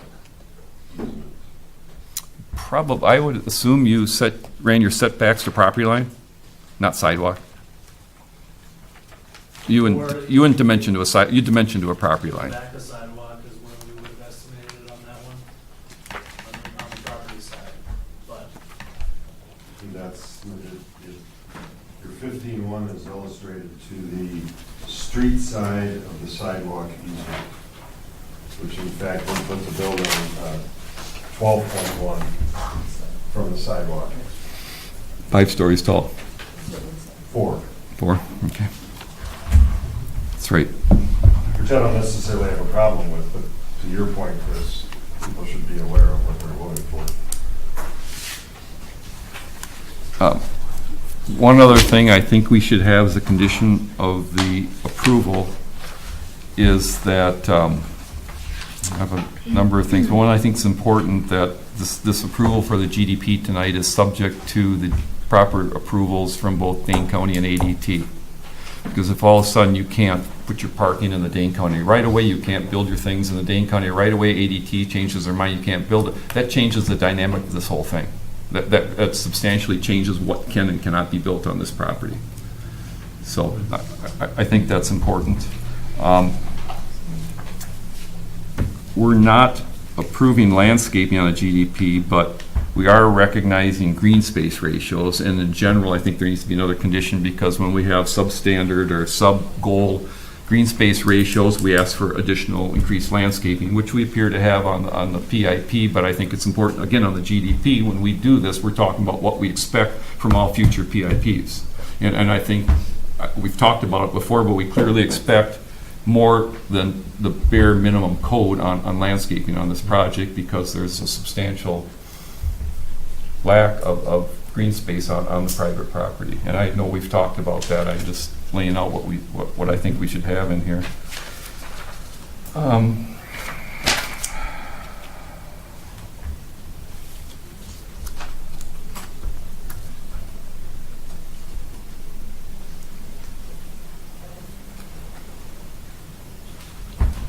Steve, has the park been reduced in size from what we had previously looked at? Since last time? Yes, since last. You got your Fitbit on tonight, that would be good.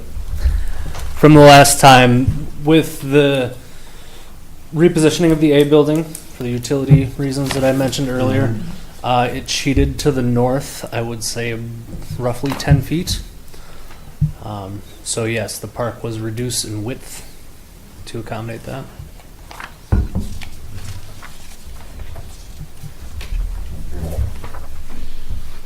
Chris, did you have any other? Yeah, no. I have a question for Sonia. On condition 2, the PIP cannot change the concept, blah, blah, blah, but I would assume that is without plan commission approval. Since we approved the GDP, when it comes back to the PIP, if the applicant would come in and, for example, there's a change that makes sense, and we look at it, makes sense, we can approve that in the PIP and send it on to the council, and the council can then approve it. So, in other words, it's setting the parameters for, here's what we approved on the GDP, you need to be in this range. Now, if you come back to us and it's outside that range for a good reason, and the plan commission says, yeah, this makes sense, I think that can be approved. You would have to modify the GDP, but you would have the discretion to do that. Right. So, I think it just bear mentioning here, something that we can do that. Okay.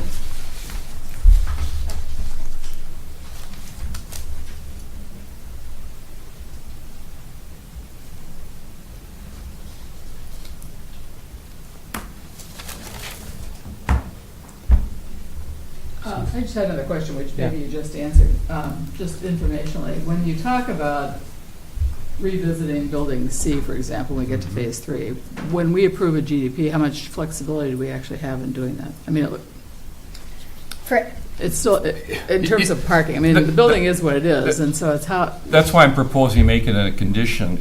If we don't have a condition that says we can reevaluate, Oh, that right. we may need to readjust it somewhat, then the applicant has the right, if he hits those parameters, to build it. right, that's what, yeah, that's what I So, was. so if we have a condition that says we're going to revisit it for phase 3, that means we have the opportunity to look at the parking and potentially change what's needed there if we all see it. And that would be a discussion with the applicant. Again, I don't think they want this thing to fail any more than we do.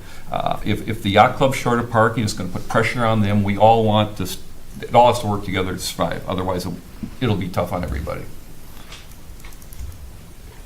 So you have thought? Nope. Okay.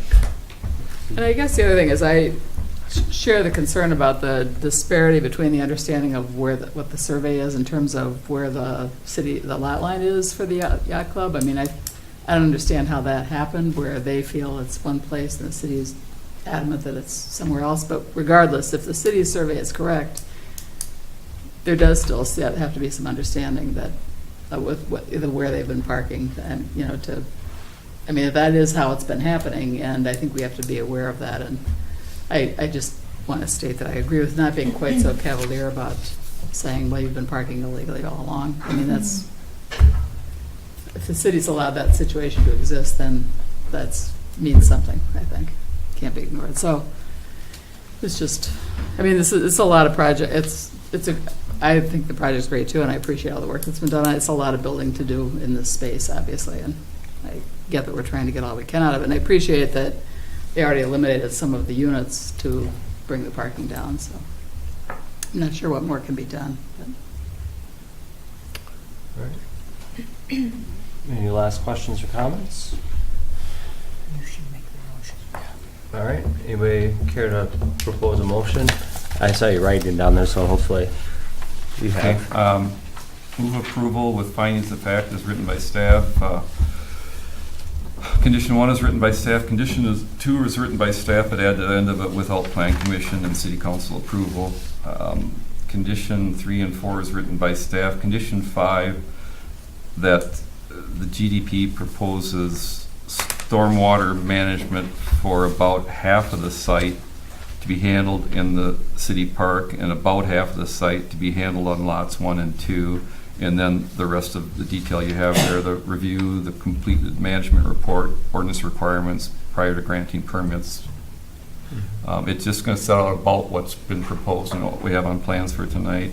6 and 7 is written by staff. 8 is written by staff. We talked about that. 9, the first sentence is written by staff. The second sentence, strike the valley gutter should be removed and replace that with standards curb and gutter shall be shown in this location. That's just so that we're not pulling out the valley gutter, not replacing it. We're going to put in just regular curb and gutter on. You'll catch that on your design anyhow. Condition 10, I believe we should be saying the future phases of the PIP, correct? Coordination for Yes, the PIP, not GDP. 11 is written by staff. 12, to obtain the DNR permits regarding the existing drainage ditch along Broadway and reestablishing adequate drainage in this area. And add a condition that for phase 3 it'll be that'd be a good way to word that we will have the ability to revisit the parking for the overall site and the exact location of building C.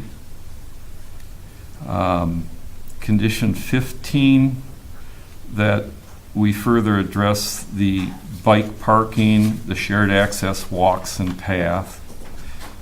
Again, in your review, Sonia, we talked about we needed add transit connections to that one too. We talked about they needed some more looks, and they're not thoroughly explored in this. And condition 16, that this is subject to approval by Dane County and ADT, and if those aren't obtained, this will need to come back to the Plan Commission for reapproval. And condition 16, that due to the fact that the green space is substantially below the goal, we will be looking for landscape substantially in excess of the standard point values for the PIPs. Second. All right, any questions? I still don't know how we're addressing the, knowing that the neighborhood businesses have been appropriately addressed and informed on this project. I mean, I'm just having a real hard time saying yea or nay to something if something has gone on that I'm not aware of. I mean, I just have a real problem with this. General comment on that. A development agreement has not been approved yet. That's the CDA and City Council's role to negotiate the issues within the development agreement. Those details are still confidential. We've been advised by the city attorney not to enter into negotiations or discussions that might become negotiations with the Yacht Club. The Plan Commission can review any interactions with the Yacht Club as it relates to things in the Plan Commission's purview, like parking.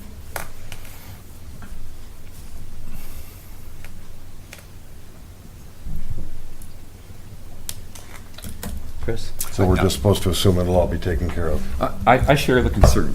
I don't know what to do about it right now. I'm hopeful that in our street designs, our fabulous city engineer will come up with all kinds of stalls in that area.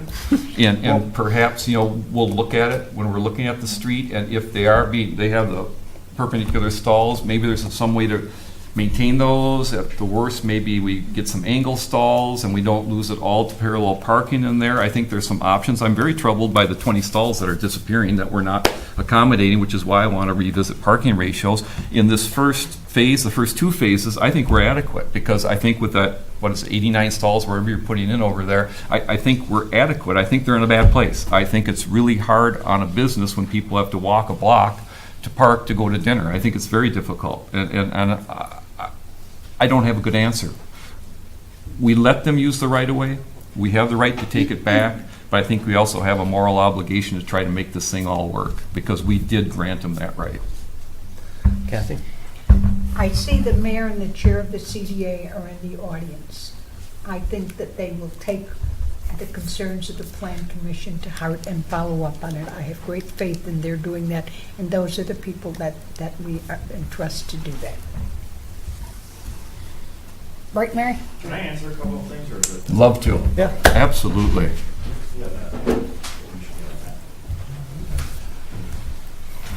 Okay. Actually, if I can, I would like to address a couple of Timothy's concerns first. Do you want to open it up? Okay.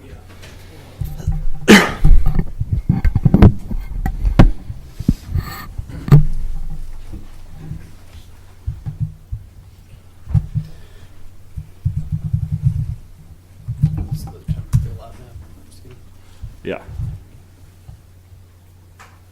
I only need it for 2 minutes. Yeah. So, Timothy, a couple things. One, I live in Monona, okay? I take my wife and my kids to your restaurant all the time. It's great. This project is more to us about creating a place than it is about building an apartment building, okay? The last thing I would ever want to happen is for that yacht club building to go empty, or your restaurant. Our property values would dive. The sense of place that we're trying to create would disappear. So I'm happy to sit down with you and talk to you about how we could all work together, because we're much bigger picture on this than just building one apartment building right here. We want you to thrive. We want you to be successful. We want the yacht club to be successful.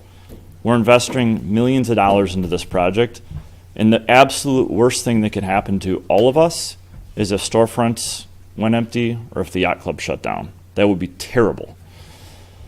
There are a couple of misconceptions on this project that are hard for a lot of people to understand. and that is parking. Parking is the biggest one that I've continued to struggle with. And I know it's hard for a lot of people to acknowledge this, but the parking issue is not an issue that's being brought on by this development. There's a much grander parking issue that exists right now with the yacht club and the breakwater, whether this development happens or not. Right now, like you were mentioning, there's 34 stalls that the yacht club uses. Of those, 19 are private, 15 are illegally encroaching into the right-of-way. We've worked hard to try to come up with other solutions for how we can make sure that we're not taking any stalls. I want to be clear. We are not taking, as part of this project, we are not taking any stalls from the yacht club or from the breakwater. Not one. We're not donating any stalls, but we're not providing any stalls. We are, however, we have, however, been working with planners to come up with alternative parking solutions that make sense. As you noticed on the overall development plan, which I don't think this shows, there are 20 stalls right across from the entrance to your development that will be public parking stalls. Is it true that the 19 stalls that are currently encroaching into the right-of-way will go away? Yes, that is true. But there will be 20 public parking stalls that you and the yacht club will be able to use. In addition to that, there are 19 stalls currently on the yacht club property. We've looked at with our architect of how can we make this better for the yacht club. We understand it's not our problem, but how can we make it better? Because we care. And so we asked our architect to spend a little bit of time putting together a concept plan, which I'm not sure if I'm supposed to show this or not, but we're going to, of just what could the yacht club do to reorganize their parking lot layout to make it better or to make it still work. That's what this plan shows, where you could put 20 stalls on the yacht club lot, where 19 currently exist, and you would additionally have the angled stalls across the parking or across the street. So I'm hearing all these, we're taking parking from the yacht club. I understand there's concerns of is the yacht club being left out? We've had several meetings with the yacht club to talk about how could we. I'm sorry. Let me clarify that. We've had 3 meetings with the yacht club. We've had 3 separate meetings with the yacht club to talk about how we could work together. We want to be good neighbors, but we cannot solve a parking issue that exists with or without our development. That's the main issue. Timothy, a couple good points, or a couple other things for you and your restaurant. I firmly believe that our development will clean up a lot of the stuff in this area. We're bringing on almost 250 apartment units. That's more people for your business. We are bringing additional restaurants in, but we're hoping that we create more of a sense of place in this area. So people come into our restaurants will also visit your restaurants. We would love to connect you with the restaurant that we're bringing into our development to see how we can all work together, because that's our goal. If we don't all work together and you fail, we all fail, because again, we have empty storefronts.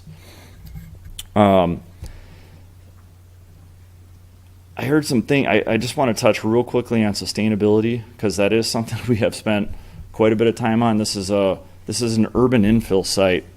It's not as easy as buying farmland and just building out in the middle of nowhere. So by default, there are a lot of things we're doing to create more sustainability in this project, and I'm open to all suggestions. We are somewhat hamstrung by cost to some extent, but we plan to build and hold these projects for the long term. And so if there's anything we can do to make them more sustainable, again, I live here. The better we can make Monona, the better it is for all of us. I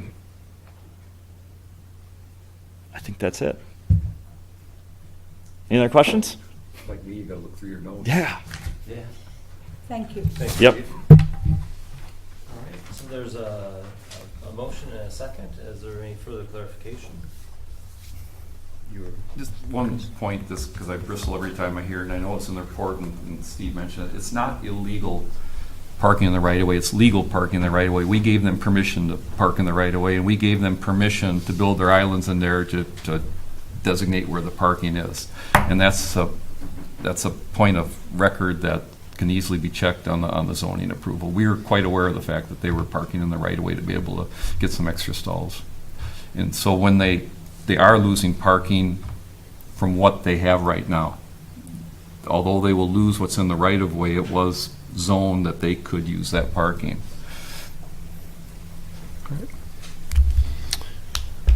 Any other questions?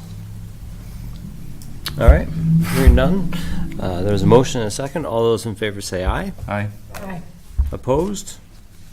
All right. What's that?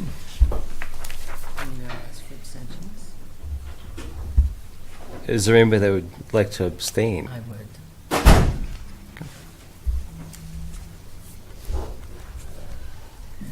1, 2, 3, 4. All right. And we can move on to item. Just quick. We'll have a public hearing for the PIP. Yeah. We're going to have item C as a public hearing for PIP. And so we'll move on to item 5C, which is a public hearing on request by Galway companies for approval of a Phase 1 precise implementation plan of Uehara Commons for mixed-use development, including 96 residential units, 26,000 square foot of commercial space, and a public park. And Sonny, do you want to kick that off, or? Usually we start with the developer overview. I know we just had that of the GDP, but if there are any, I think that someone should come up and walk us through the details of the PIP. There are more details that we'll be reviewing in this section than in the GDP. So Adam Steve, maybe would be. Oh. Here he is.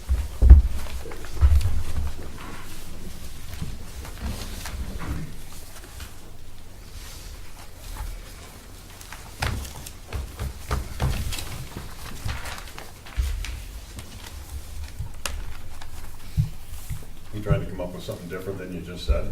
I was just making up a new story. All right. Everybody hanging in there? Yep.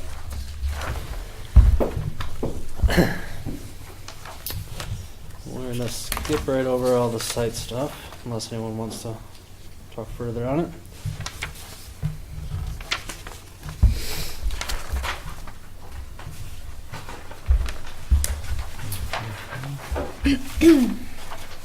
So, moving along to plans, and I think I'll come back to landscaping, and if there's any specific questions regarding that, Jeff from Ken Psyche Associates is here. This is the revised lower level parking plan. Again, in the upper right hand corner is the more event space for the restaurant that would be at grade with the park. Directly adjacent to that, moving west, you have a park building, a space that's intended to be leased back to the city for multi-purpose room to serve the park, as well as men's and women's restrooms, also public access. Along that edge, there's also a storage room for the city for support of the park. The portion of the building that kind of juts out in the upper left would be the entrance to the parking garage. You can see on the lower part of this plan, that last row of stalls was changed to 45 degree. That was with that building change. So that's the difference between here and last time. On the first floor, the large space on the corner that's red is the upper level of the restaurant. So that's the primary bar and grill type of space. The other red area on the end is intended as more of a cafe style. We have a space in between those that is office to the north, so facing out on the park. It's offices, and then you've got retail exposure to the south. Also on the west wing, there's additional retail spaces. Those are roughly 1,500 square feet each for additional retail. Residential floors are pretty straightforward. The mix is in the packet. Of course, 2 bedrooms usually are at the corners, and we've got a mix of 1 bedroom plus den, in the studio as well. These floors repeat, and then the top floor steps back at the ends. There's a potential opportunity for something on the rooftop out there. That's going to be a factor of, cost and what we can work into the project budget. But it is anticipated that it'd be nice to utilize those spaces. Architecturally, we're looking at a cream city color brick, which is what you see on the base of the building. So the full first 2 stories, where it's exposed for 2, which would be the park side and the river side, is brick and glass. We have some brick piers that bring that material up and create a rhythm along the A building. The blue, if it's reading as blue, is intended to be metal panel. And the gray field is what we've been calling fiber cement LP siding. Really a long-lasting, durable, zero-maintenance product that we're planning to use for that. The areas that are kind of a wood orange color is also intended to be LP siding, or panel, I guess I'd say.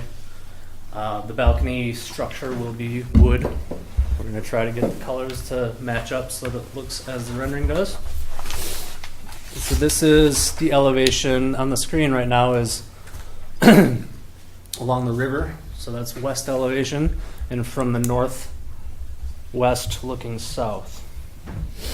Here's from the northwest looking west, northeast looking west. Am I getting that right? Sorry, it's been a long day. And you have the elevation on the north facing the park here.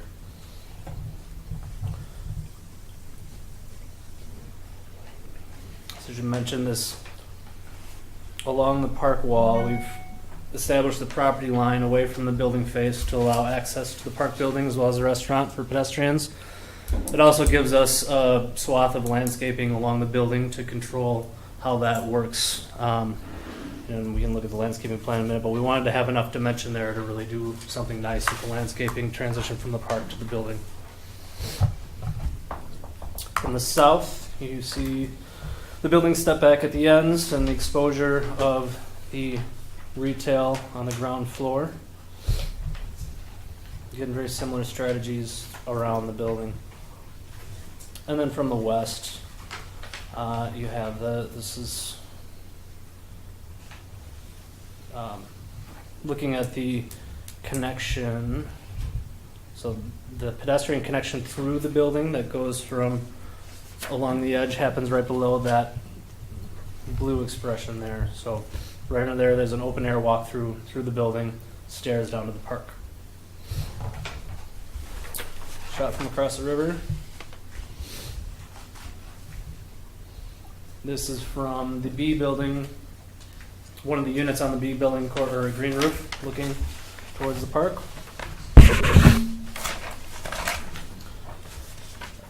And this is obviously fairly high in the air, but I think one of the great things about this site as well is preserved views from the Beltline as well, so you still have a presence, I think, to all the traffic along the Beltline. Signage, so there's a few topics that were discussed regarding Lower Metropolitan and the landscape and parking as that design gets resolved, but the intent is really to have a decent amount of landscaping to create an entry feature. So with the sign, I think the name is still arguable and up in the air, but signage and a nice landscape promenade, if you will, as you come into the site leading down to the park. There's building data. I can answer specific questions if any of you have any on that. That said, I'm going to pull up a landscape plan. For reference, there's a plant list. It's half of the building, and it's the east and west half. And I'll leave that up here right now. I guess, Jeff, if you want to say anything, or if we just address questions. If you can walk us through the plan.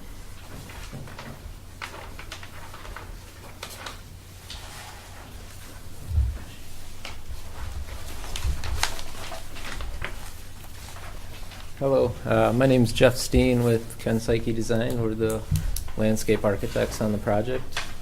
Last time we were here, one of the comments from Chris was we want to see a really exciting landscape because of the limited amount of green space we have, and I think that's what we're doing here. It's functional. Along Broadway, we're buffering the parking lot from Broadway noise, headlights, but we're also creating a very diverse landscape and using that bioretention area to our advantage. Wildflowers, interspersing that with shrubs. Primarily everything in that right of way is about 3.5 feet tall or taller, but not too tall because of the ATC lines above and because we want to keep the view open to the restaurants and everything that's beyond that.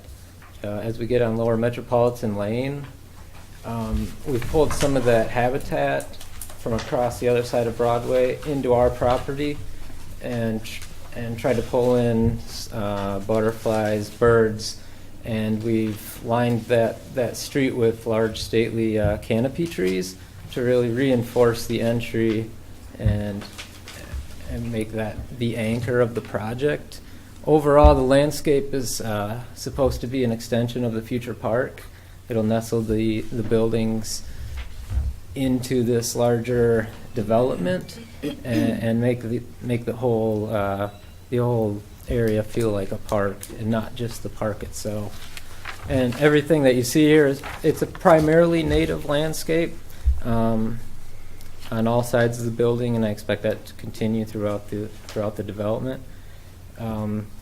Again, we've used overhead canopy trees and larger scale evergreens as often as we can to bring the scale of the buildings down.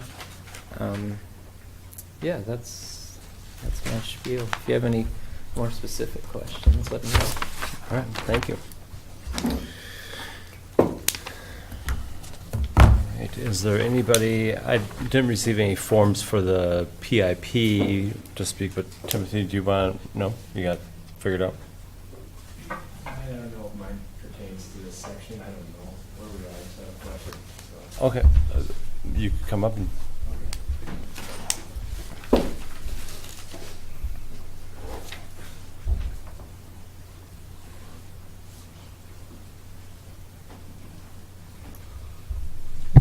My question is that I get that what they're trying to do, and I appreciate it.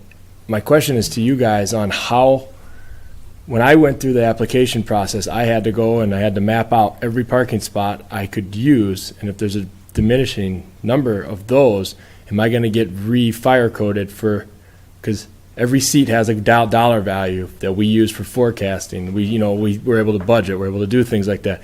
We're going to have a reduced number of available bodies that we can put in there because of this whole plan.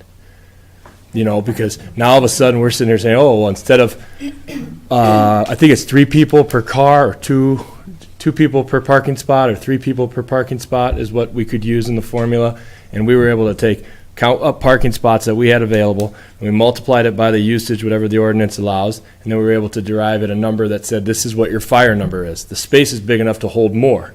We're limited based upon the parking spots we're already in.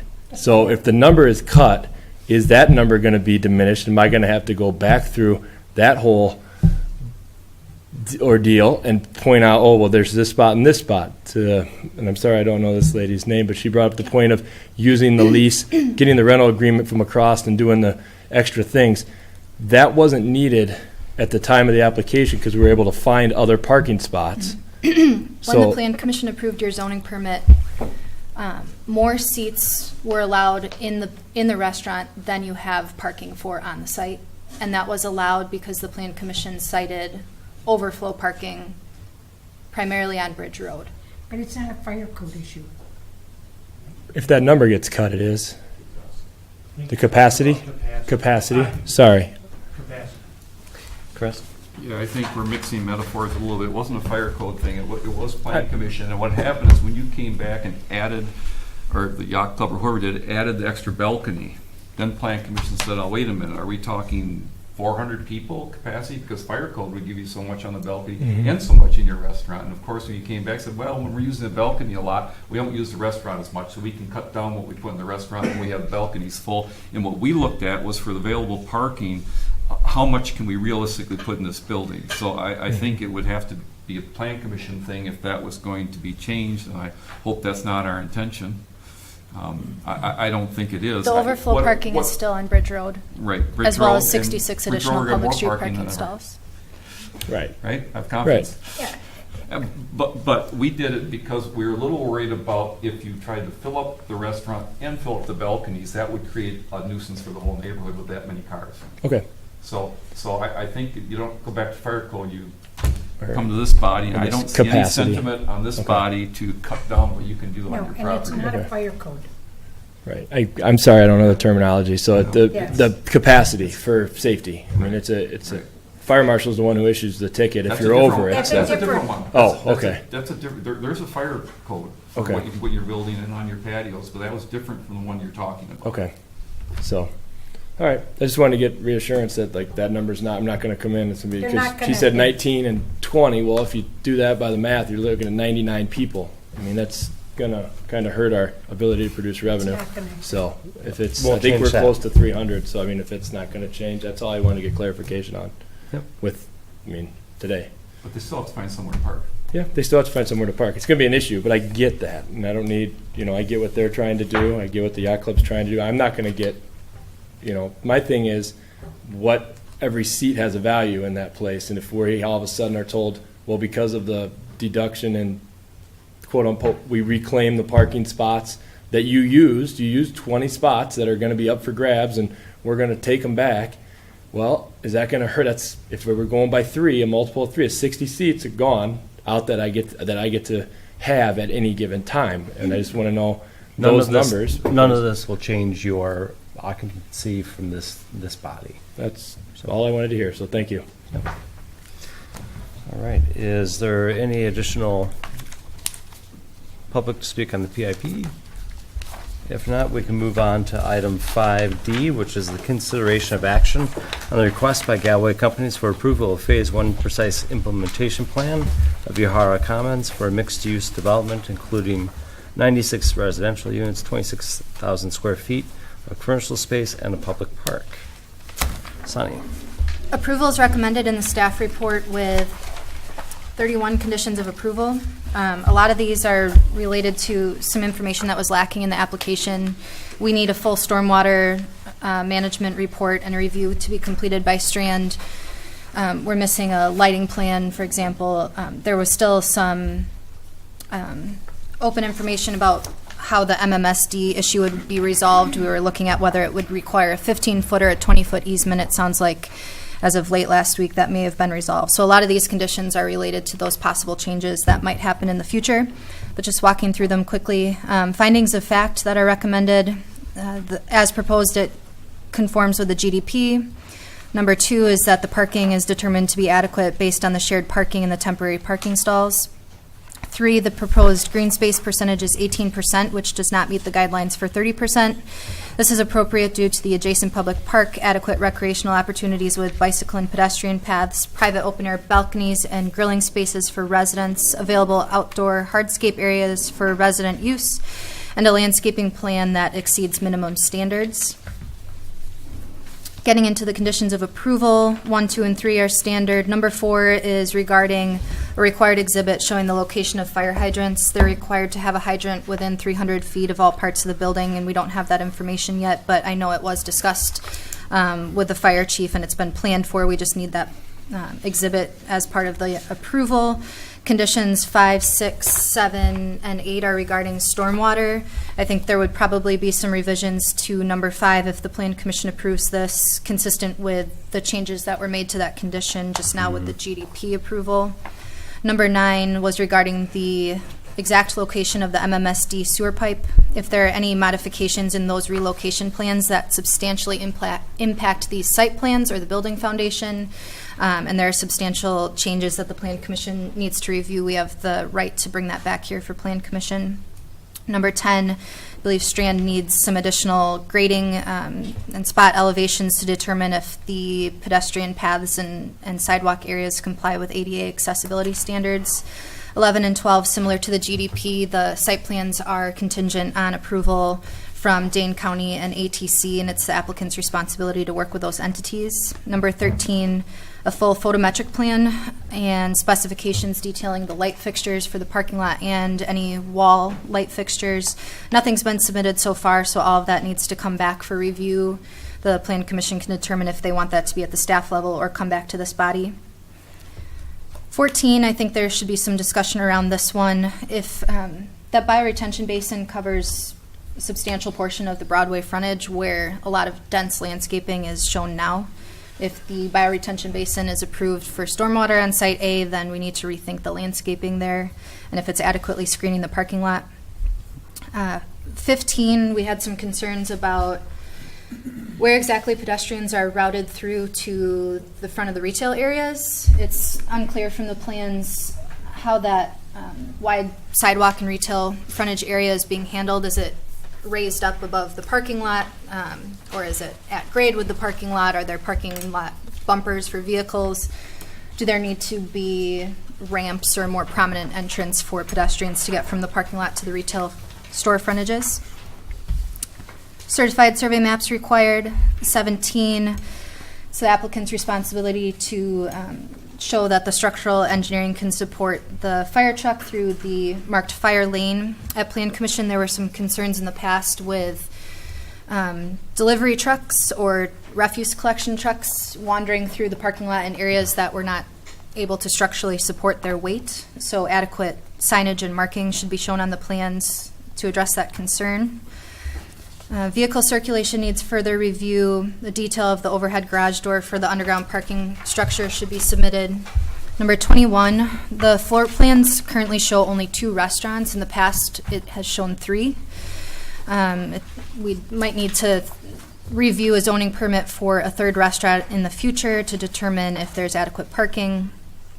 Number 22, Dane County did approve an additional curb cut on the Building A site to allow emergency access vehicles to enter, but we need to know that the pavement detail is enough to support the weight of the fire truck, so that needs to be returned. 23 and 24 are similar. I think we'd like a little bit more detail on what the outdoor hardscape areas look like. For other site plan review in the city, we've required pavement type, whether it's decorative, and other details like what the fencing looks like, if there are planter boxes, things like that. Number 25, I already addressed that one about how the sidewalk areas, both in front of the retail area and along Lower Metropolitan Lane, if those are above the parking elevation or not. I suggested in number 26 that additional bike parking be added in front of the retail areas. The idea being that if you're biking to go to the restaurant, there's nowhere to park your bike. I think there's plenty of parking in the underground garage that's accessible for private resident use. Number 27, if the retail sidewalk area is used to display goods, no overnight storage of items is allowed. We've had issues with that in other parts of the city. The police and fire departments may require a signal amplifier in the underground garage, and the rest are standard. We might want to add a condition with a revision to the building materials as discussed earlier that they're not actually using fiber cement panels and it's smart side instead. All right. I'll start back down this way now. perfect, because I have one overriding question. I mean, there's a lot of stuff here, a lot of open details, some of them pretty substantial. Does that tell us that we're rushing this approval a little bit too much, and maybe we should get a little time to sort all this out? And the reason I say this, I know you'd love to get this all the way and never come back, or at least not come back until you do Phase B. But with approving the GDP, that goes to City Council. And assuming City Council approves it, that gives the applicant the certainty that I suspect they're looking for and what can be allowed here and what they can build. And that gives them the ability to finish their negotiations with the CDA and the City Council, whoever else they have to talk to. They have, in my opinion, they have the rights they're looking for. Like, we can build this, we have general approval on what we can do here. And it seems to me that we've got a lot of details here that we should talk about tonight. But man, it'd be nice to see a lot of this put together and approve a comprehensive set of plans that reflects a lot of that. Then maybe just approve it tonight, because I don't know, we're rushing. Steve, do you want to come up and talk about time constraints, if this is... We have a council meeting tomorrow night. Tomorrow night? You have a council meeting tomorrow night? This was not on the agenda. What's on the agenda? I can't begin to even start with all the different moving pieces in this, but there are a lot of them. We are really hoping for approval tonight, because we do need to finalize the deal with CDA, and I think we have a hard time signing that without approval from the Plan Commission. If we don't get Plan Commission approval, we don't finalize our developer agreement, the city can't order the pipe that they need to get the MMSD sewer interceptor relocated on the time schedule we need to start construction by December 1st. So if we don't get approval tonight, there's a possibility the project could get pushed till a spring of 19 start date versus December of this year start date. Spring of 18. Spring of 18, I'm sorry. I understand we are all rushing, trying to make this happen, but I can assure you there's been a lot of diligence and thought put into a lot of these things, in addition to what Sonia has already outlined. So if I could, ask for an approval and give staff the authority to, make and comment on the suggestions you have, that would be our first preference. And I understand there's a little bit of uncertainty, but I think with staff in charge of the ultimate outcome, I think you can be rest assured that the project will be a quality project and something you can be proud of. So I propose that we go through the different elements and review and highlight items that are at a staff reviewable and determine to make sure that we have adequate understanding of if there are pieces that come up, how it comes back to this body for review, and what we want to give staff the ability to address versus what comes back here.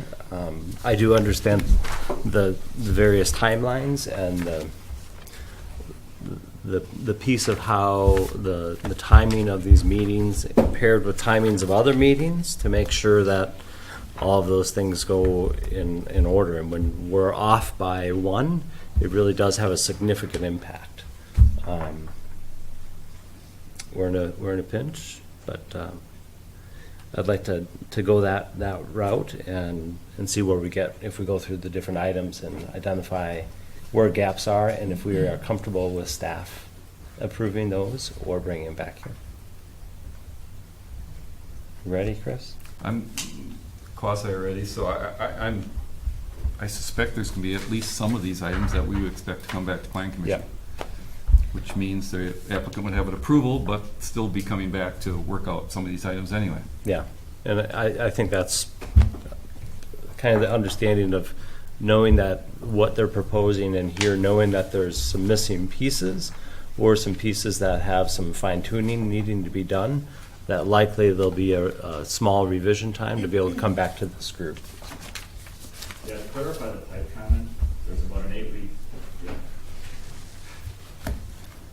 We got to order the I pipe. don't know if this is in the staff report or not. It's Maybe not. I'm being repetitive, Yep. but there's an 8-week lead time from the time the city orders that pipe until it gets on site. We want that construction to start September 1st because it's a 8-week time period to get that work done. So in order for us to start December 1st, they need to start relocation of the pipe by September 1st. Well, they need to order that in the next couple of weeks. They won't order, the city will not order that pipe until we sign a binding developer agreement as approved by CDA. That seems prudent. We can't do that unless we Yeah. have plan commission approval. Because we're making some pretty good personal obligations in that developer agreement that without the certainty of an approved project, we could put ourselves in a pretty uncomfortable position. So, just wanted to clarify that. Were you gonna, Steve, were you gonna use a different word than uncomfortable? I was thinking of other words. Yeah. All right. Am I starting? Yeah. Starting with landscaping, it's mentioned in finding of fact 3, the very end, that landscaping exceeds minimum standards. I'm not, I really like the landscape plan, but I'm not sure it exceeds minimum standards. Again, this is a thing we always, pitfall we run into, and we say, well, the surface stalls, but there's all that underground parking. We always include the underground parking in the point calculation too. A perfect example is the condo building Metcalf's put on Monona Drive. Every drop of parking's inside. If we didn't count indoor parking, there'd be 0 landscapers required for that entire site.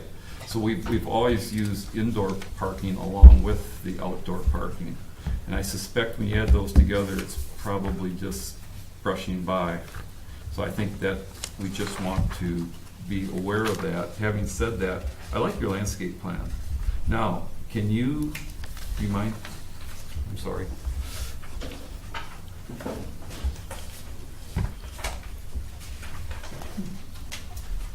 Can you confirm, I heard you say that this landscape plan does take into consideration the bio-base and the plantings you have scheduled there will survive in that situation, and of course, Sonia's worried that it has to change. Which one? It'll take more fine tuning for Randy and I on the soil, the engineered soil mix. Okay. But yeah, we can spec everything that will survive, and we can intersperse it with shrubs that will create the screening that's So then, necessary. intention of the Plan Commission to have the nice landscaping and screening as well as the functionality of the biobasin can be integrated, and that can happen in that area, assuming we get Dane County right-of-way approval. Yes. Okay, thanks. Did you do a calculation while we're talking?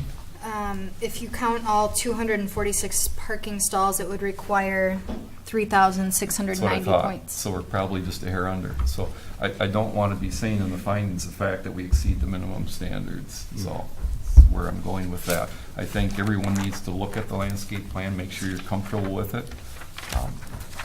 I think you've done a lot. I have a hard time looking at it and thinking where you're going to add landscaping, but I foresee a final landscape plan coming back to this body being one of the conditions, because you are going to adjust the stuff in the bio basin and look over all that. So I think it would be important to see it one more time. That's not unusual condition for most things. I just have a comment Yeah. about the landscaping piece. And to me, I love it when we require all this landscaping and then you do it and it dies and nobody ever replaces the stuff that dies. So I'm more concerned that you maintain, that you put in what you say you're going to put in and that you maintain it once it's in. That's just a personal perspective. But so, I mean, it's all, I mean, you all know what I mean. Oh, yeah. So that's an expectation that I have, that as, and we'll have you here, coming here for many years, and so we'll be able to remind you if we don't. That's my biggest concern, is that what we put in, maintain it. I agree with virtually all of the staff comments. I think the landscaping plan should come back here. We haven't even seen a plan for the lighting. I think we should take a look at a lighting plan, since there hasn't even been one submitted. I think most of the rest of this can be coordinated. I know Sonia mentioned that Stephanie is going to be looking at all the final details, and between Stephanie and Sonia, they'll work it out with the applicant, and if there's a disagreement where you can't come to agreement on something, then you always have the right to come back to Plan Commission and ask for to determination on that. I would like to emphasize that we really need, you've heard all this conversation, that we really need all the parking stalls we can possibly get. So if there's little things we can do, we sure would appreciate that. I think survey, that's a separate item tonight. And I think I would add a condition after 11 and 12 that for both of those, if this is again the ADT Dane County thing, Steve, so if we don't get those approvals, that changes everything. So if that happens, then we need to come back and relook at this entire phase one. It's no different than what was on the GDP. And on condition 7, I believe we have to add in that it needs to be recorded. I think our ordinance, this is for the stormwater management plan, since about half of it will be private, half of it will be public. The private portion will have to be recorded with registered deeds like everywhere else in Dane County that says you're going to maintain it.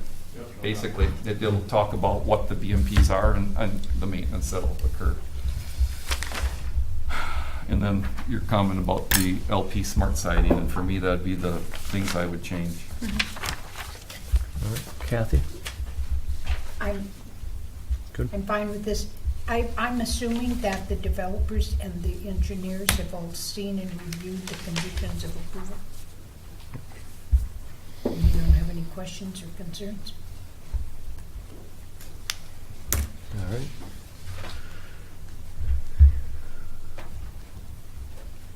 You up? Do you have any?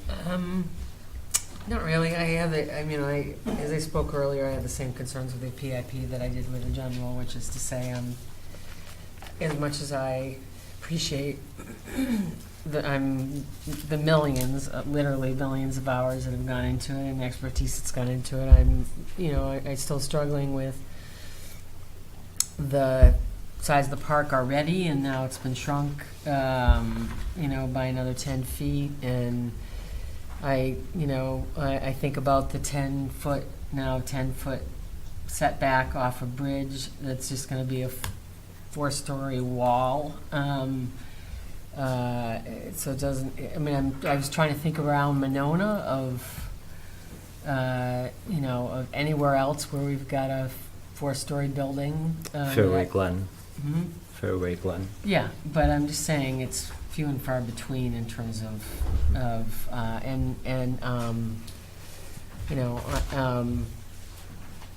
the overall sustainability issues. But I appreciate your willingness to sit down and talk a little bit more. It happens to be my business. I'm in the conservation business, so I understand what you're saying about urban versus rural. But as long as the lighting, lighting is one thing that's I think is really important. So as long as we can, further discuss some of those issues, I hope we can move in the right direction as it relates to some of those things. Dale? Just a comment about your height. And everybody on this body has heard me talk about this ad nauseum, but if we don't move towards density, we Yeah. don't move at all. Right. So Yeah. I think the height is a good thing, and I'm confident it's going to look pretty sharp on Bridge Road and start to move Monona to more of a urban environment that at least I think it needs to move towards.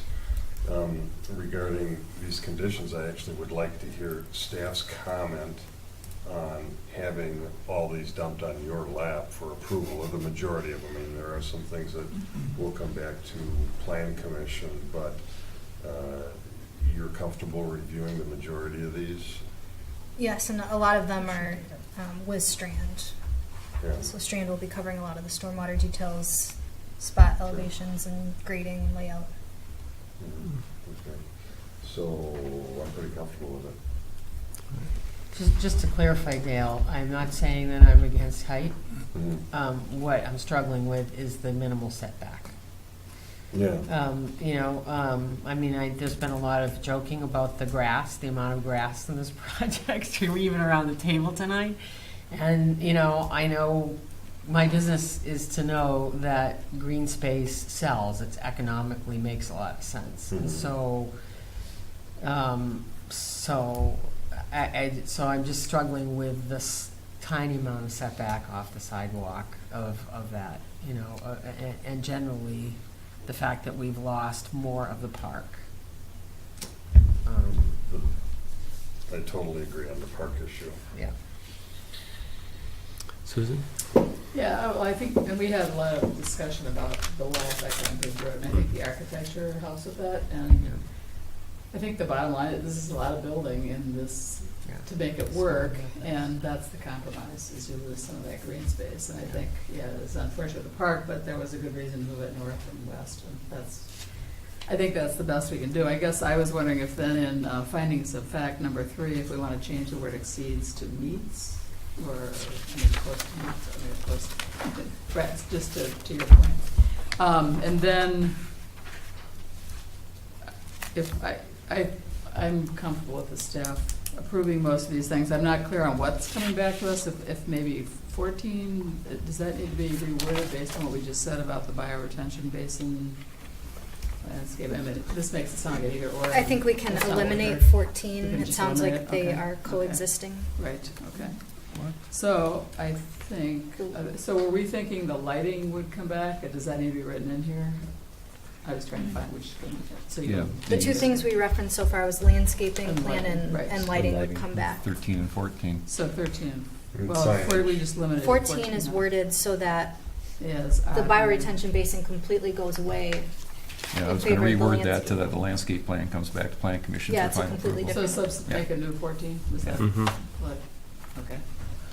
I'm otherwise fine, but I feel like the staff is competent to review all of these things, and things like the structural engineer assuring that the surface, I'm sure that's something we don't need to have that come back to us.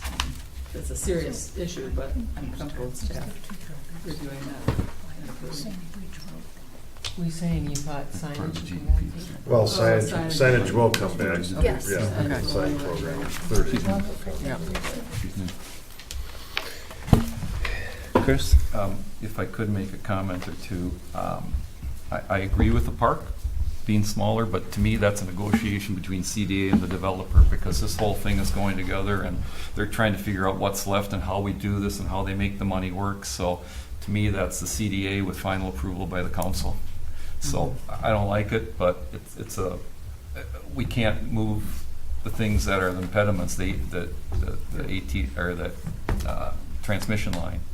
So I don't like it. And as far as going for sustainability, I agree it would be nice to have green roofs on everything, but I got to tell you, we were thrilled when they came in with a green roof, because we don't have too many of those in Monona. So I actually applaud the applicant for coming in with something like that. That's something the likes of which we don't really have. So he's really a pioneer in I feel, in Monona for some of the sustainability elements we're looking for. I mean, it would be great to have them all, but man, we've got a big one to start with.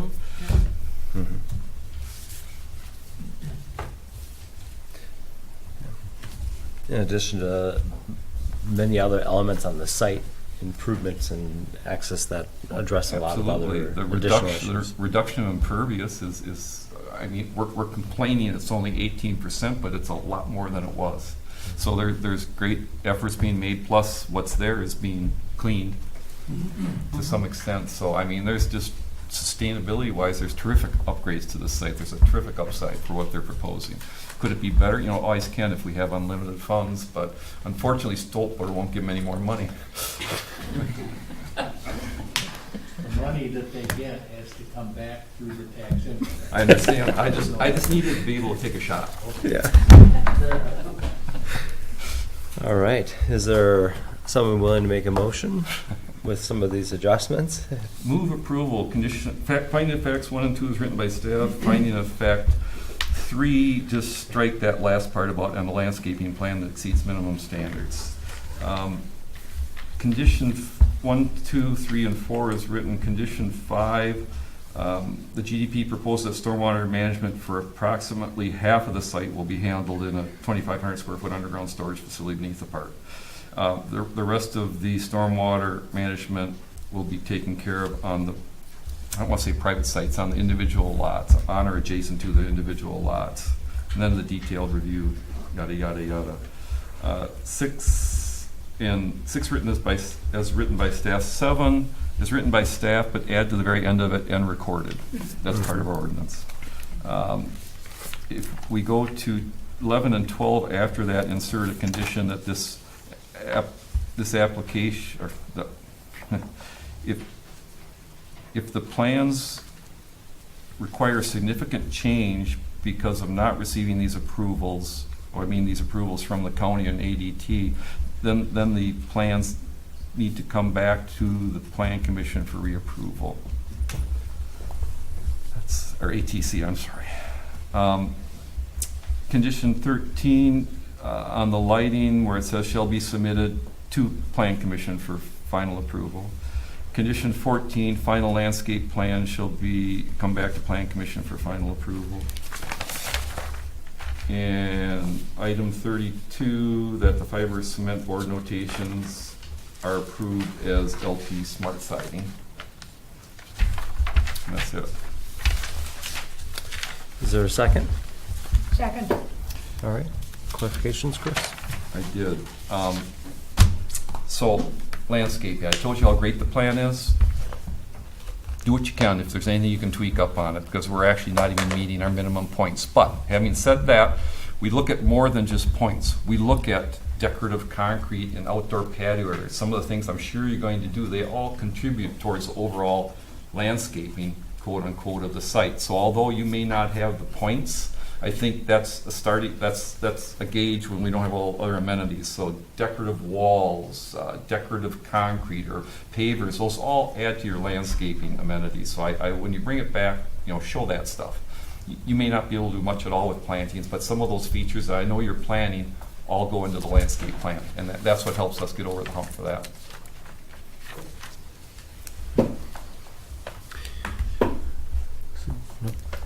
I thought I saw a hand earlier. No. All right. Any other?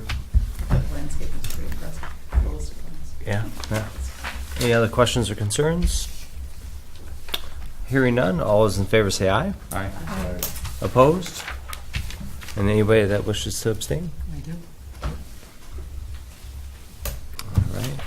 Item passes. And we are on to 6A, new business, consideration of action on the request by Verbecker Associates and Galway Companies for approval of a 4-lot certified survey map for Assessor's Plat number 12 for the Uehara Commons GDP. Mike Marty from Verbecker prepared the plans. Randy, will you be presenting them? Okay.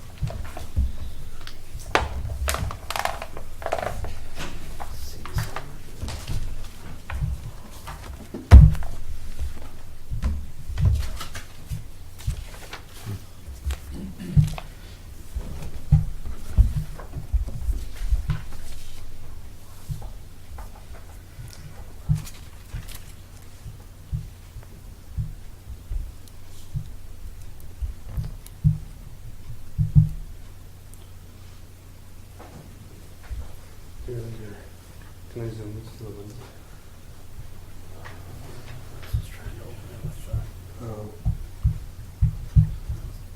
I can scroll around. Let's try to get the Adobe. Get to right click.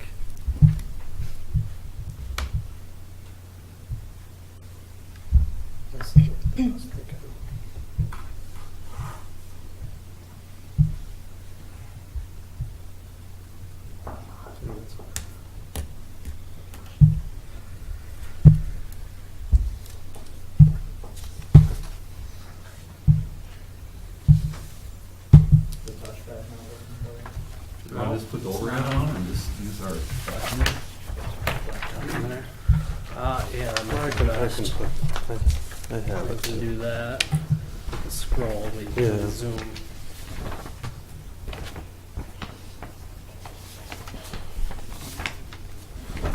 show this.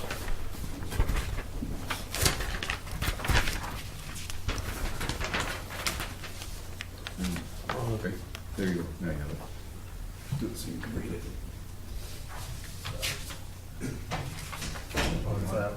It's right side up,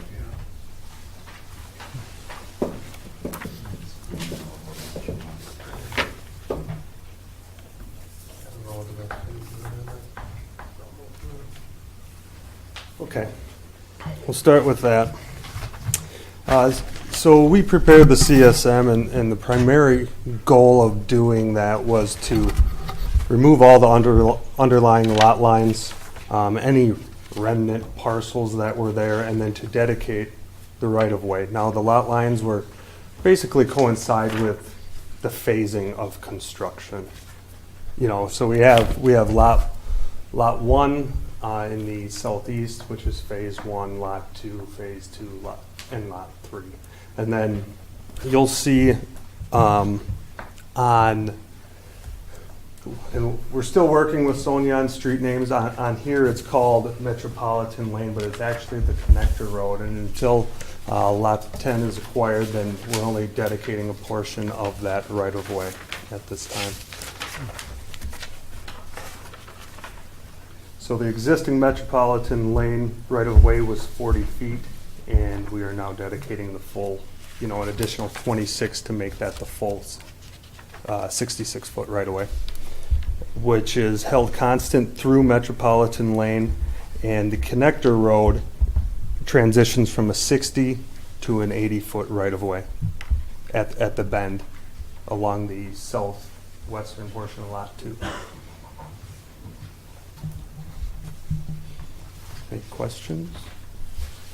Can we ask questions during this? Yeah, go for it, Chris. So, the gentleman from Breakwater was correct, it's only an existing 40-foot right-of-way in front. Correct. Okay. Yep. So, we didn't answer that very well when he was here, but so it is a 40-foot right-of-way, and the additional right-of-way is being dedicated out of what is right now the city's property.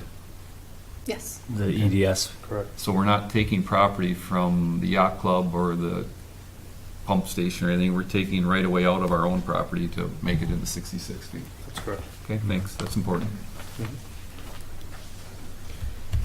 As far as the staff recommendation, approval is recommended this time with only 4 conditions. Public Works and City Council have to approve it. Number 3, the easements that are listed in here to be released shall be included, as well as all the new easements, and those new easements include 2 easements for MMSD for the relocated sewer pipe. One is on the south end of Lot 1, and that's a 15-foot easement. And then further north on the new portion of Metropolitan Lane, adjacent to the Lot 2, is a 10-foot easement. There's the 3-foot wide public sidewalk easement off of Bridge Road. There's a 7-foot wide public sidewalk easement on the park. And in the notes on page 2, the entire CSM is subject to a shared parking agreement, which will be recorded subsequent to the recording of the CSM. All right. Any questions? Chris? Question, should we not have drainage easements on here also? For example, the applicant wants to sell off Lot 3 and that drains through Lot 1, the pipe that goes through Lot 1, or Lot 2 you sell off, but that drains through a public park. I mean, a lot of your stormwater is being conveyed across lots with separate lots. I would assume you want to have the ability to, someday somebody might want to sell one lot off independent of the other, so there should really be drainage easements between these parcels, I think, because we are draining from one to the next. Would you agree?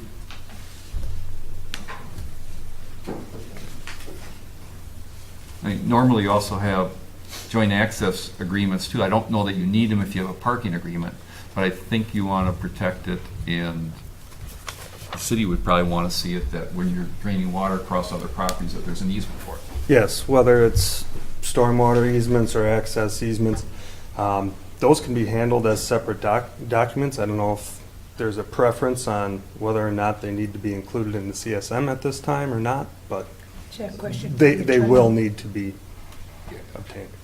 I believe it would be appropriate, at least as a condition of this, that there are drainage easements recorded at some point, whether you choose to do it with the CSM or at some point. And I think really, quite honestly, it protects you more than the city. That's a good point. Okay. Right. Any other questions? Is there, all right. Anybody willing to make, We don't approve, we recommend it to the council for approval. sounds like someone's willing to make that motion? But our recommendation is an recommendation. approval. Our recommendation is an approval, right? That's the way it's worded. Well, No, you're right, but the same way with the PIP and the GDP also. Yeah.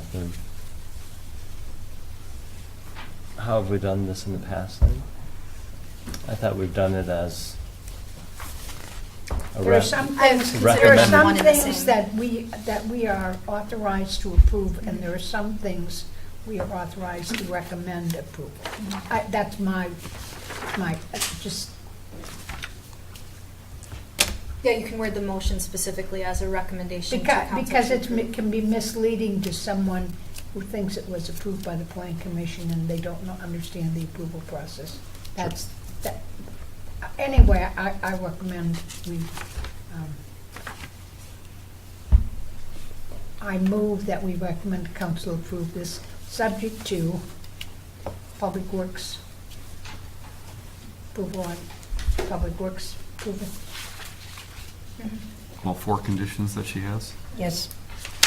All right. Could I make a friendly amendment that we also recommend drainage easements are either part of this document Yes. or need to be subsequent to this prior to construction? I heard the yes, and is there a second? Second. All right. Any further questions?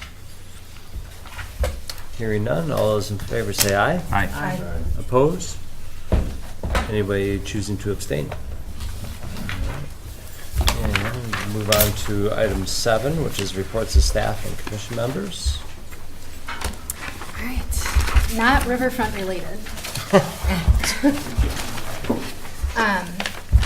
We have a new proposal that may be coming before the Plan Commission that I wanted to make you aware of. The potential developer has also specifically asked that it be presented, and if there are any comments that I can relay those to him. The developer is Craig Frank, and he has an option on the property that used to be the Jiffy Lube and Subway property that was owned by Jeff Pauley at the corner of St. Teresa Terrace and Monona Drive. And his initial plans show a 3-story, 36-unit residential building with 3,500 square feet of commercial on the first floor. It includes 10 parking stalls in between the building and Monona Drive, and a request to vacate some of the right-of-way on St. Teresa Terrace to add parking. I had some initial concerns about density. I know you guys haven't seen the plans, so they really are just in draft form, but the density that he's proposing is 65 dwelling units per acre, and for comparison, Fairway Glen is about 50, with Traced at 35 dwelling units per acre. There would probably be some additional concerns about green space. I don't know how stormwater is being handled, probably underneath the parking lot in front, but that's really all of the information that I have at this time. So if there are any comments, I can relay them. Otherwise, I'm just providing it for informational purposes. I would definitely, at least as far as I'm concerned, that there is no parking between the building and the Monona Drive. Absolutely none. We just went through this with the bank and trying to get rid of that road out front.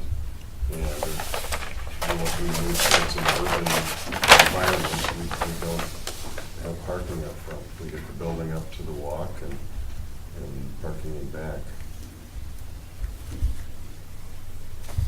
Chris? I think I'd have to see a proposal before I could comment on it. The one question I might have is what type of residential. He does a lot of senior. Okay. Hasn't specified yet. Yeah, he does a lot of that, and that affects the parking needed for a project of that density. Mm-hmm. Kathy? Well, I have some concerns about no parking between Monona Drive and the building. We did that on Frostwoods Common on that building, and they had trouble leasing it because they couldn't park in front. And some businesses want people to be able to park in front. And I think it's a discussion, if the Plan Commission is going to go in that direction, I think we need to have a discussion about that, because it is a dramatic change, and it is, I like to see landscaping, but quite frankly, you know, if Ken's couldn't park in front, I'm not sure how successful Ken's would be if they could only park in back. So I have some concerns about that as a standard and what our standard will be, is as a group. I mean, because it's a different direction than we've been going at. Given the same, just as a note, given the same size building, whether it's located here on the lot or up here on the lot, you can still net the same amount of parking. So it's really an aesthetic and sense of place that we've been discussing. But it's but for businesses who have, like Ken's or other things, people like to park in front. I mean, we heard that a lot about Frostwoods Commons, getting tenants in there, because they couldn't park in front and people didn't know there was parking in back, and people didn't want to park in back. It's a philosophy, and I'm not sure where we are on it as a body. Chris? I agree with Kathy on the point in general. I think for this particular site, I don't think we can debate a site we haven't seen, but in general, I would never say never on anything. And in this particular site, Food Fight has a parking lot between the building and the road, so I think each proposal we have to look at on its own merits. Any other general feedback? All right. Anything else? I did also want to mention our last meeting was canceled, and I didn't get a chance to address Sydney Prusak, our intern that left us. She did get a job with the City of Madison as a planner, which is great news, and she's leaving for a month-long hike of the John Muir Trail. So Madison was able to accommodate her hiking schedule. And before that, Diana got a job with the Taiwanese government, and Ryan Krazaz was hired as a planner in Beloit. Wow. And are you going to get another helper soon? Eventually. All right. You'll need them to help review all of those items. All right. And 7B is commission request for information regarding other development projects. I've had several constituents ask me about what's going on with the PDQ since the bulldozer seems to be just sitting there. I can answer that. Yeah. Phil Troya, who handles most of real estate's wife, contracted a very rare and very aggressive form of brain cancer. They've been dealing with it for the last quite a few months, and she went to her grace and she passed on, that was last week, I can't remember the day, I was just at the visitation, and he handles most of that. So some things in life are more important, and so it sat there, and when he gets back, I think the project will get rolling again. I don't know if you've talked to him, Sonia, but yeah, it was a pretty tough personal situation for him. Sure. And he and Mike take care of almost all the things there, which put a lot of stress on Mike for all the other things to keep it running. Thank you. Yep. Any other questions about development? All right, hearing none. On to item 8. The best thing. Need a motion for adjournment? A second? All right, all those in favor say aye. Aye. Opposed?